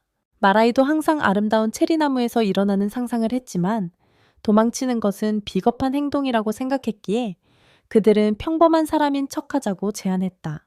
몇 주 후 그들은 서로 모르는 척하며 학교에 돌아갔다. 하지만 마라이가 집으로 돌아가던 중 이상한 남자가 그의 앞에 차를 세우고 그와 이야기하자고 요구했다. 마라이가 너무 놀라서 움직일 수 없자 남자는 그의 배지를 보여주었다. 하지만 즉시 마라이가 그의 날개를 펼치고 그에게 화살을 겨냥했다. 그러나 그 남자는 평화유지 임무로 왔다고 말하며 비둘기처럼 해가 없다고 했다. 온 세계가 그를 찾고 있었지만 그는 그를 드러내기에는 너무 소중하다고 생각했다. 갑자기 그는 마라이가 빨간 화살을 들고 있는지 아니면 흰색 화살을 들고 있는지 궁금해지기 시작했다. 실제로는 볼 수 없었기 때문이다. 마라이가 여전히 겁먹은 모습으로 그는 또 다른 요원이 같은 순간 사키를 만나려고 하고 있다고 말했다.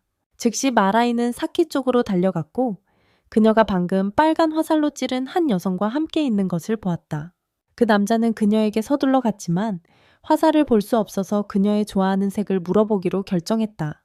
하지만 그 여성은 완전히 사랑에 빠져 있어서 사키의 이름만 기억할 수 있었다. 그의 발견에 매료된 남자는 그 여자분이 그의 아내이며 그들이 10년 동안 결혼 생활을 해왔다는 사실을 전했다. 그는 항상 빨간 화살과 흰색 화살의 능력에 대해 알고 있었지만 눈앞에서 펼쳐지는 모습을 보니 마치 영화 같았다. 그는 자신을 호시라고 소개하며 그들의 능력 때문에 세계에서 가장 수배된 10대들이라고 말했다. 전 세계의 모든 나라가 그들을 가장 강력한 암살자로 만들기 위해 찾고 있었다. 그 말을 듣자 마라이와 사키는 날개를 펼치고 날아갈 준비를 했다. 하지만 그는 어머니의 무덤에 맹세하며 진실을 말하고 있다고 주장했다. 잠시 후 그의 차 안에서 그는 남은 신 후보자들이 도시 전역에서 사냥당하고 있으며 그들을 찾는 데 도움을 요청한다고 말했다. 그들은 곧 현대의 터미네이터로 세뇌될 예정이었다. 이 말을 듣고 마라이는 당황하기 시작했지만 절대 잡히지 않겠다고 맹세했다. 아파트 안에서 호시는 그의 아내 유메키에게 그들이 본부로 소환되었다고 말했지만 그녀는 새로운 사람과 함께 있고 싶어 했다. 사키는 불편한 상황을 피하고 싶어 그녀에게 같이 가라고 말했다. 그러나 떠나기 전에 그녀들은 그들에게 새로운 휴대폰을 주어 위치를 숨길 수 있게 해주었다. 그들이 떠난 후 마라이가 사키에게 호시가 이상하게 행동하고 있으며 아내가 화살에 찔리도록 고의로 허용하여 그들의 신뢰를 얻으려고 했을 수도 있다고 말했다. 하지만 그녀는 그가 과민 반응을 보이는 것 같아서 오히려 그들이 진심으로 그들을 걱정한다고 믿었다. 그들이 그날 밤 돌아왔을 때 마라이가 그들을 지지한다고 선언했다. 그러나 잠시 후 호시가 사키에게 자신의 아내에게도 날개를 주라고 부탁하기 시작했다. 그녀가 그것을 몇 주 동안만 가질 수 있기 때문에 그는 그녀가 선물로 받은 것을 활용하고 직접 천사를 볼 수 있도록 하는 것이 가장 좋다고 생각했다. 조금 망설인 후 사키는 그녀에게 마법의 반지를 던져주었고 즉시 그녀는 천사를 보았고 날개가 터져 나오며 공중으로 떠올랐다. 한때 후시가 그들에게 그의 발견 결과를 공개하고 몇몇 사람들이 신이 되겠다고 주장하며 주류에 나서기 시작했다고 말했다. 다음 날 밤 마라이가 다른 신이 되겠다고 주장하는 사람을 사칭하고 있는 한 남자 앞에 나타났다. 그런데 비명을 지르기 시작하자 마라이는 그 남자가 가짜라는 것을 깨달았다. 그 다음 날 새로운 단서를 찾으려고 노력하던 사키는 유크미에게 또 다른 마법의 반지를 주어 자신의 붉은 화살을 소환할 수 있게 했다. 며칠 후 마라이가 한 소년 앞에 나타나 화살을 겨누었다. 그의 이름은 미나마와였다. 소동을 피하기 시작하자 마라이가 왜 다른 모든 신이 되겠다고 주장하는 사람들이 하늘로 날아갔는지 물었고 그는 날개가 없다고 말했다. 그를 하급신으로 생각한 마라이가 화살을 쏘기로 결정했다. 인근 집에서는 젊은 소년이 자신의 형에게 빨간 화살을 부모님에게 발사해 그들을 입적시켰으며 환생하라고 명령했다고 자백하고 있었다. 그 말을 듣고 형은 공포에 질려 부모님처럼 죽고 싶다고 요청했다. 그래서 소년은 화살을 소환했지만 그것이 형에게 향해 발사되는 순간 마라이가 눈앞에 나타나 막아섰다. 곧바로 소년의 천사 아우게로가 그를 지원하기 위해 그 뒤에 나타났다. 마라이가 미나마카와가 유일하게 천사가 없는 사람이라는 것을 깨달았고 혹독한 얼굴 때문에 천사가 도망쳤는지 물었다. 하지만 그 사람은 천사를 사서 먹을 수 있을 만큼 돈이 없어서 천사가 팔리는 대로 $1도 못 줄 정도로 세상에서 가장 큰 졌다고 고백하기 시작했다. 그는 파멸당할까 두려워서 신후보자였다는 거짓말을 했다. 소녀는 자신을 주지로 소개하며 우울하고 외로운 고아이기 때문에 마라이에게 자신을 끝내라고 말했다. 그가 빨간 화살을 소환했을 때 그는 그것을 소원 화살이라 불렀다. 왜냐하면 그는 슬프고 비참할 때마다 누구든지 스스로를 없애게 만들 수 있었기 때문이다. 몇 달 전 병원에 있었을 때 그는 할아버지를 고통에서 벗어나게 하기로 결심했고 화살로 그를 찔렀을 때 그는 그에게 스스로 죽으라고 명령했다. 이 행동은 그가 반신이 될 수 있음을 깨닫게 했다. 그래서 그의 어머니가 가족을 버리고 더러운 하류인과 도망쳤을 때 그는 스스로 판사와 집행자가 되기로 결심했다. 아버지가 극복하지 못하자 그는 아버지에게 강에서 물고기를 세워서 익사할 때까지 세라고 명령했다. 그리고 그가 죽은 후 그는 어머니를 끝내기로 결심하고 그녀에게 비참한 연처럼 용서를 구하게 만들었다. 그녀의 저열한 연인이 나타나 그녀의 곁에서 죽기를 바랐을 때 슈지는 자칭 죽음의 신이었기에 그의 소원을 들어주기로 했다. 하지만 허영심 가득한 패배자는 즉시 말을 바꾸고 자신의 목숨을 살려달라고 요청했다. 슈지가 발견한 것은 죽고자 하는 모든 이들이 그의 아름다운 죽음 화살이라는 도움의 손길이 필요했으며 이것이 그를 그들의 도시에서 죽음을 허락하는 주군의 위치로 만들었다는 것이었다. 무라이가 그에게 누군가와 부처를 만나게 도와주면 감옥에 갈 수 있다는 말을 하자 소녀는 충격적으로 그들에게 시선을 돌리고 방황을 뉘우치겠다고 약속했다. 그러나 마지막으로 그는 형을 죽이고 싶어 다시 한번 그를 겨누었다. 하지만 무라이가 그의 앞을 가로막았다. 삶이 고통과 비극의 끝없는 순환이라고 믿었던 슈지는 모든 이들이 떠날 수 있거나 죽을 수 있는 선택권이 있다고 생각했다. 그러나 무라이는 삶이 고통과 고난을 통해라도 살아갈 가치가 있다고 확신하고 슈지와 의견을 달리했다. 슈지가 이를 받아들이기를 거부하자 미나미카와가 개입을 결정하고 모든 인간은 신성한 목적을 위해 태어났으며 자신을 끝내는 순간 그들은 세상에 영원히 공허함을 남기게 될 것이라고 말하기 시작했다. 이 말에 감동받은 슈지는 형을 살려주기로 결심했지만 언제든지 자신을 끝낼 것을 맹세했다. 레벨은 그의 마음을 바꾸고자 했지만 새로운 신이 즉위할 때까지 기다리라고 부탁했고 그 소녀는 그것에 전혀 신경 쓰지 않았다. 무라이가 그에게 모든 세계가 신 후보자를 찾고 있으며 그가 곧 발견될 것이라는 사실을 알려줬다. 그러므로 잠시 후 그 소녀는 그들과 함께 가기로 동의했다. 아파트에서 무라이는 모두를 소개해줬지만 수지가 유미카의 거대한 대포를 보고는 구석으로 달려갔다. 몇 시간 후 그의 슬픔은 다시 커졌고 그는 모두에게 땅을 안아주려고 진지하게 고민하고 있다고 말했다. 그는 인간의 삶을 자기 이기심에만 의존하는 완전하고 무익한 낭비로 여겼으며 진정한 애정 없이 세상에 태어난 것과 같았다. 그의 어머니가 그를 아무 가치도 없는 것처럼 버렸기 때문에 그는 세상을 쓰레기로, 모든 사람을 쓰레기 트럭로만 볼 수 있었다.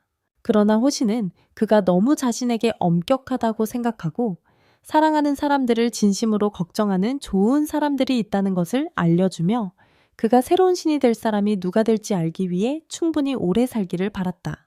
다음 날 무라이와 사키가 도시에서 나타났고 그들이 신 후보자들이 나비처럼 무해하다고 모든 이에게 말하기 시작하자 유이토가 그들 앞에 나타났다. 그는 자신이 무라이의 가장 큰 팬이라고 주장했지만 무라이가 클론인지 궁금해했다. 진실을 알아내고 싶었던 그는 그에게 화살을 쏘기로 결심했지만 무라이가 그것을 막았다.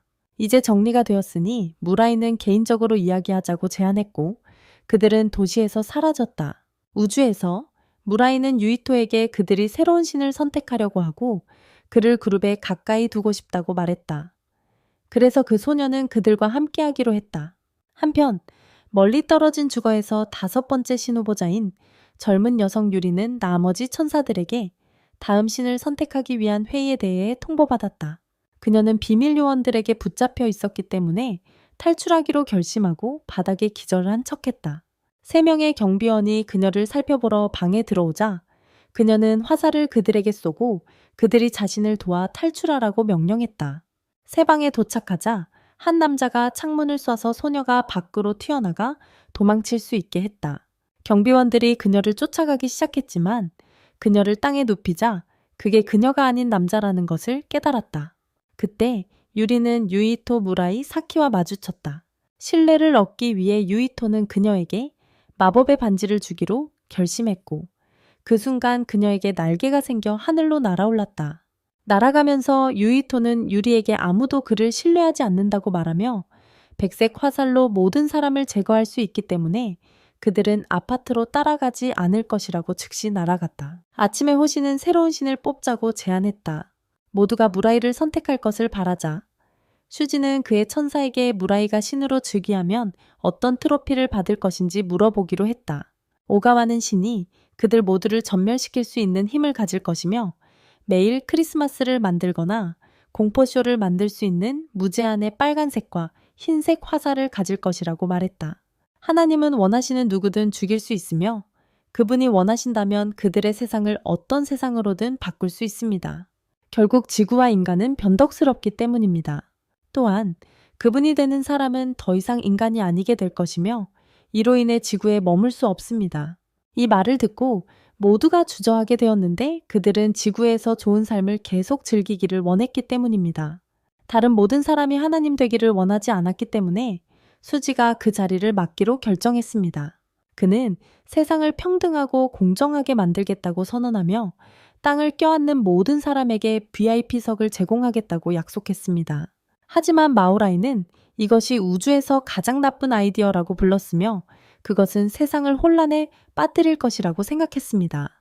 전화를 통해 유토가 투표를 하자고 제안하자 두 소녀 모두 사장님이신 얼굴을 가진 분에게 표를 던졌습니다. 하지만 그들이 모든 일이 끝났다고 생각했을 때 오제로는 마지막 후보자의 지원이 필요하다고 말했습니다.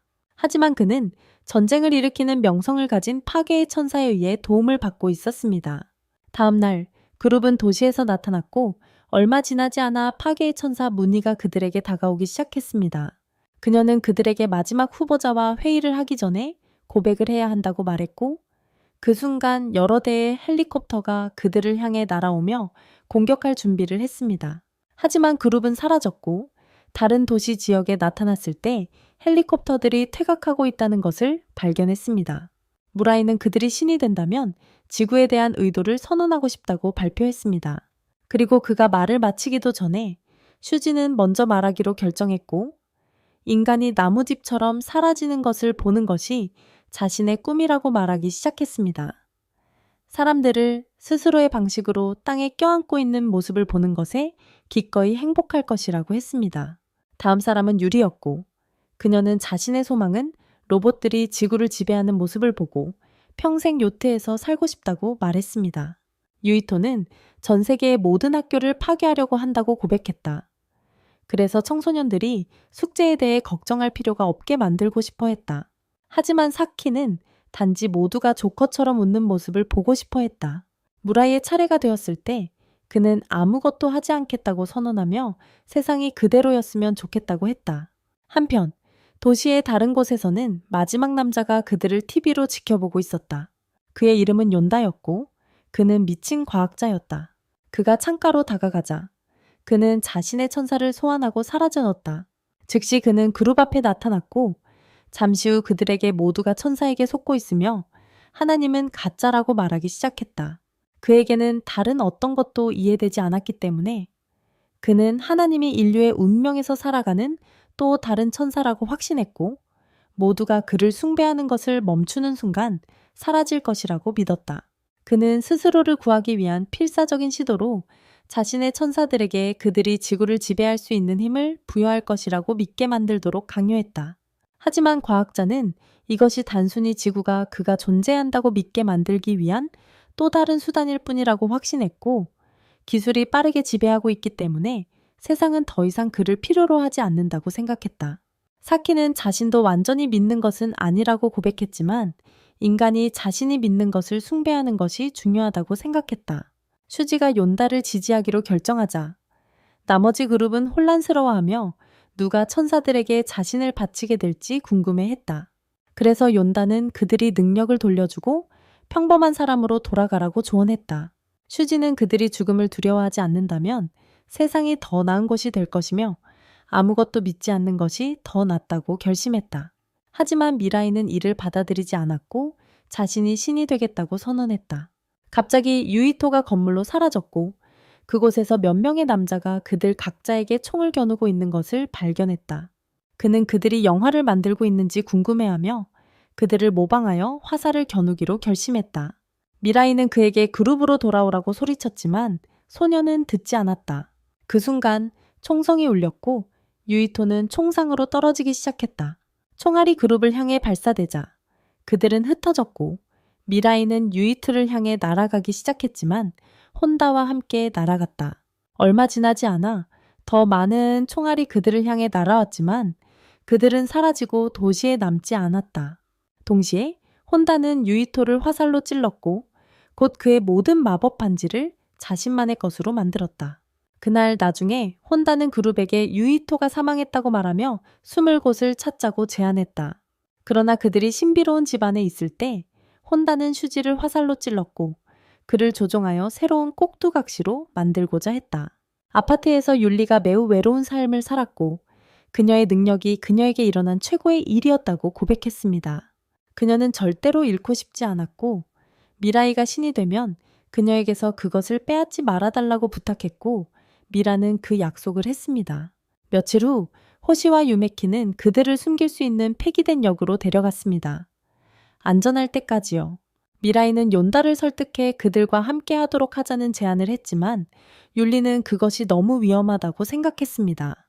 그 순간 사키는 모두가 소멸될 수도 있다는 것을 깨닫고 슬퍼하기 시작했습니다. 다음 날 화살표와 유메키가 사라졌습니다. 그래서 미라는 호시를 위해 다른 화살표를 소환하기로 결정하고 커플을 가까이 두려고 했습니다. 그날 오후 그들은 대통령이 TV에서 나와 신이 정말 병들었으며 신후보자들이 세계를 소멸로부터 구할 유일한 사람들이라고 인정하는 모습을 지켜봤습니다.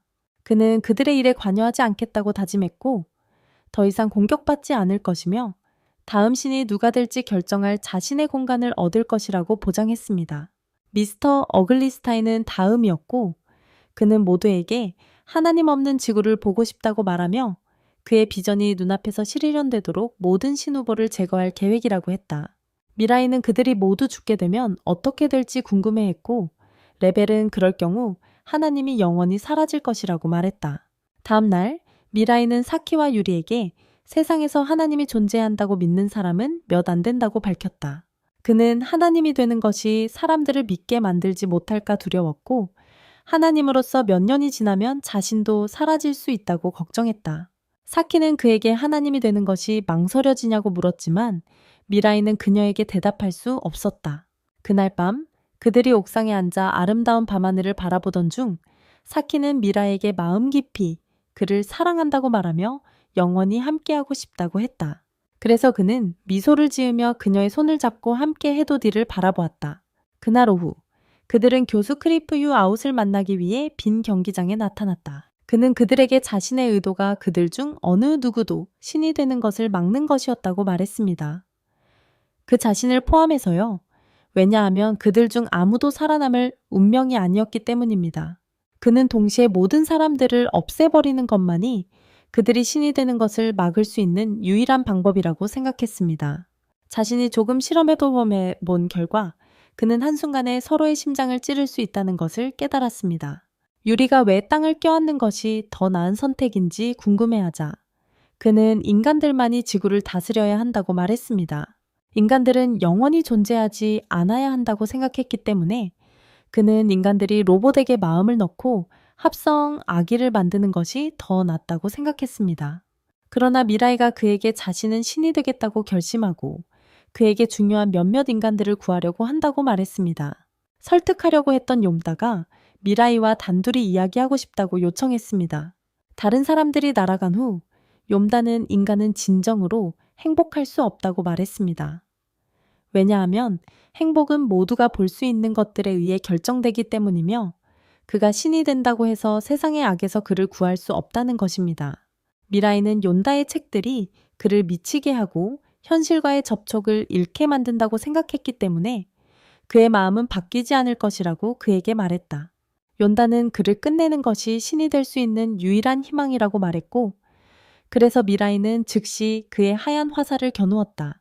교수가 그를 끝낼 수 없다고 말했을 때 미라이는 그를 향해 발사했지만 그는 사라졌다. 미라이는 미친 교수가 왜 인류를 로봇으로 대체하려고 하는지 물었고 욤다는 인간이 몇 년 안에 사라질 운명이라고 말하며 그는 단지 그 일이 절반의 시간 안에 일어나는 것을 보고 싶어 했다고 답했다. 이 미친 천재를 설득할 수 없다는 것을 깨달은 미라이는 그를 끝내기로 결심했다. 그러나 욤다는 사키와 그의 친구들이 붙잡혔고 곧 멸망할 것이라고 말했다. 그는 미라이에게 결정을 재고해보라고 요청했고 그의 미래의 아기 엄마를 구할 것인지 아니면 여전히 신이 될 것인지 결정하라고 했다. 타이머가 카운트다운을 시작하자 미라이는 그의 인생의 사랑을 선택했다. 그러나 도시에서는 모든 사람들이 거대한 스크린을 통해 그들을 지켜보고 있었다. 유키타가 미라이에게 자신이 여자를 선택하는 이유를 묻자 미라는 자신의 모든 마음과 영혼으로 그녀를 사랑한다고 말했다. 그러나 교수는 사랑이 가장 큰 암호 사기를 확신하며 그것은 단지 분출하는 성호르몬에 의한 것이라고 생각했다. 하지만 미라는 자신은 무용하고 외로우며 역겨운 삶을 살았다고 믿었다. 시아키를 없애겠다고 위협하며 미라이를 제거하려는 유키타의 결심에 미라이는 시아키를 없애겠다고 위협했다. 타이머가 카운트다운을 시작하자 미라는 받아들일 것을 결정했다. 그러나 나세가 나타나서 교수의 속임수에 넘어가지 말라고 경고했다. 그러나 그는 시아키의 기억이 머릿속에 떠올랐기 때문에 그녀의 말을 듣지 않았다. 그 순간 욤다가 화살을 그에게 쏘았다. 하지만 나세가 그를 끌어당기기 시작했고 하늘 높이 날아오르며 그의 생명이 자신에게 중요하다고 말했다. 그러나 그 순간 그녀가 멈추었고 그는 떨어지 받기 시작했다. 그녀를 감싸는 이상한 거품이 생겼고 그녀의 몸이 벗겨지기 시작했다. 호시가 호라이를 붙잡자 그들은 모두 신비한 거품 속에서 그녀를 지켜보았다. 나세가 호라이에게 그녀가 2단계로 강등되고 이제 날개나 빨간색 화살 중 하나만으로 그를 지원할 수 있다고 말했다. 짧은 고민 끝에 호라이가 빨간색 화살을 선택하자 즉시 그녀의 마법 반지가 그녀에게 돌아왔고 이상한 거품이 조각조각 나버렸다. 욘다가 호시에게 호라이를 자신에게 데려오라고 했지만 호시는 그가 날 수 없게 되어 호라이를 해치려는 것뿐이라고 알았다. 그 사이에 사키, 유리와 유메키는 묶여 있었다. 사키는 자신이 살아남고 미라이와 가족을 이루고 싶다는 소망을 털어놓았다. 그가 그녀를 위해 살아남고자 했던 것처럼 말이다. 그녀의 꿈은 밤새워 그와 함께 아름다운 플롯을 개발하면서 그의 빨래를 하고 아침 식사를 준비하는 것이었다. 그 말을 듣고 주지가 혼란스러워했다. 그는 오직 지나가기를 바라는 사람들을 종결할 수 있었기 때문이다. 한편 나세는 미라이가 사키 없이 도망치라고 제안했지만 그는 사키가 그의 배터리라고 말하며 그녀가 없으면 그는 작동하지 않을 것이라고 했다. 그녀는 그의 삶에 들어와서 그를 행복하게 만들려고 왔다고 말했지만 미라는 사키가 곁에 없이는 결코 행복해질 수 없다고 믿었다. 땅으로 돌아온 후 욘다는 또 다른 화살을 미라이에게 날렸지만 그가 찔리기 직전에 사키가 그를 구했다. 곧 그룹이 모여서 주지는 욘덱에 그는 오직 창조주를 만나고자 하는 사람들만을 종결할 수 있다고 설명했다. 욘다는 그를 약한 사람이라고 생각했지만 욘다가 흰색 화살을 돌려달라고 요청하자 율리가 그 뒤에서 나타나 그것을 그에게 날렸다. 행운인지 나세가 그를 위험으로부터 구했다. 그녀는 자신의 운명이 미라이를 행복하게 만드는 것이었다고 말하며 미라이가 진정으로 그를 없애고 싶어 하지 않는 것을 알았기 때문에 욘다를 구하기로 결정했다. 즉시 다른 거품이 그녀를 감쌌지만 이번에는 그녀의 몸이 치유되기 시작했고 밝은 빛이 폭발하면서 그녀는 특별한 등급으로 돌아갔다. 한편 도시에서는 모든 사람들이 화면으로 그들을 계속 지켜봤다. 율리는 욘덱에 수지가 그들을 해방한 후 그녀가 흰색 화살을 가지고 있다고 제안하여 모두가 더 안전하게 느낄 수 있도록 속였다고 말했다. 욘다는 슬픈 표정을 지으며 자신이 모든 오르는 것들이 잘못되었다고 믿게 되었다고 말했다. 그러나 그는 신이 실제한다는 것을 결코 믿지 않았고 걷다가 멈췄다. 미라이가 그에게 어떤 신도 믿을 필요는 없고 단지 선한 사람이거나 나쁜 사람이 될 수 있다고 말했어요. 몇 달 전까지만 해도 그는 고통과 비극만 느낄 수 있었기 때문에 땅을 안아야 한다고 생각했지만 이제는 살아있다는 것에 기뻐하고 매일 아침 새끼를 보는 것이 기뻤습니다. 욘다는 그들에게 자신의 인생이 모두 헛되었으며 몇 년 동안 신이 없다는 것을 증명하려고 노력했기 때문이라고 말했습니다. 인생을 헛되이 보낸 그는 옳은 일이 무엇인지 생각해보니 땅을 안아야 한다고 느꼈습니다. 주지는 그를 베지 않기를 바라지 않았기 때문에 신이 되겠다고 결심하고 그에게 알고 싶어하는 모든 것을 알려주겠다고 약속했습니다. 사키는 천사들에게 주지가 욘다의 화살이 몸속에 들어있는데도 신이 될 수 있는지 물었습니다. 오고로는 그녀에게 주지가 신이 되겠다고 제안했기 때문에 화살은 아무런 영향을 미치지 않는다고 말했습니다. 그러나 인간과 대화하는 것은 불가능할 것입니다. 쉬지가 천국으로 데려가진 후에 나머지 천사들이 지구에서 사라지고 다시는 볼 수 없다고 쉽게 말했습니다. 쉬지는 자신의 운명을 받아들이고 그들 쪽으로 걸어가기 시작했습니다. 모두가 그를 새로운 신으로 만들기로 동의하자 그는 하늘로 날아가기 시작했습니다. 그 순간 천사들이 그에게 날아오고 그를 감싸며 날개로 덮자 주위에서 빛이 폭발하기 시작했고 큰 빛이 도시를 가득 채웠습니다. 쉬지는 전 세계의 모든 신 후보자들의 기억을 지웠다고 발표했습니다.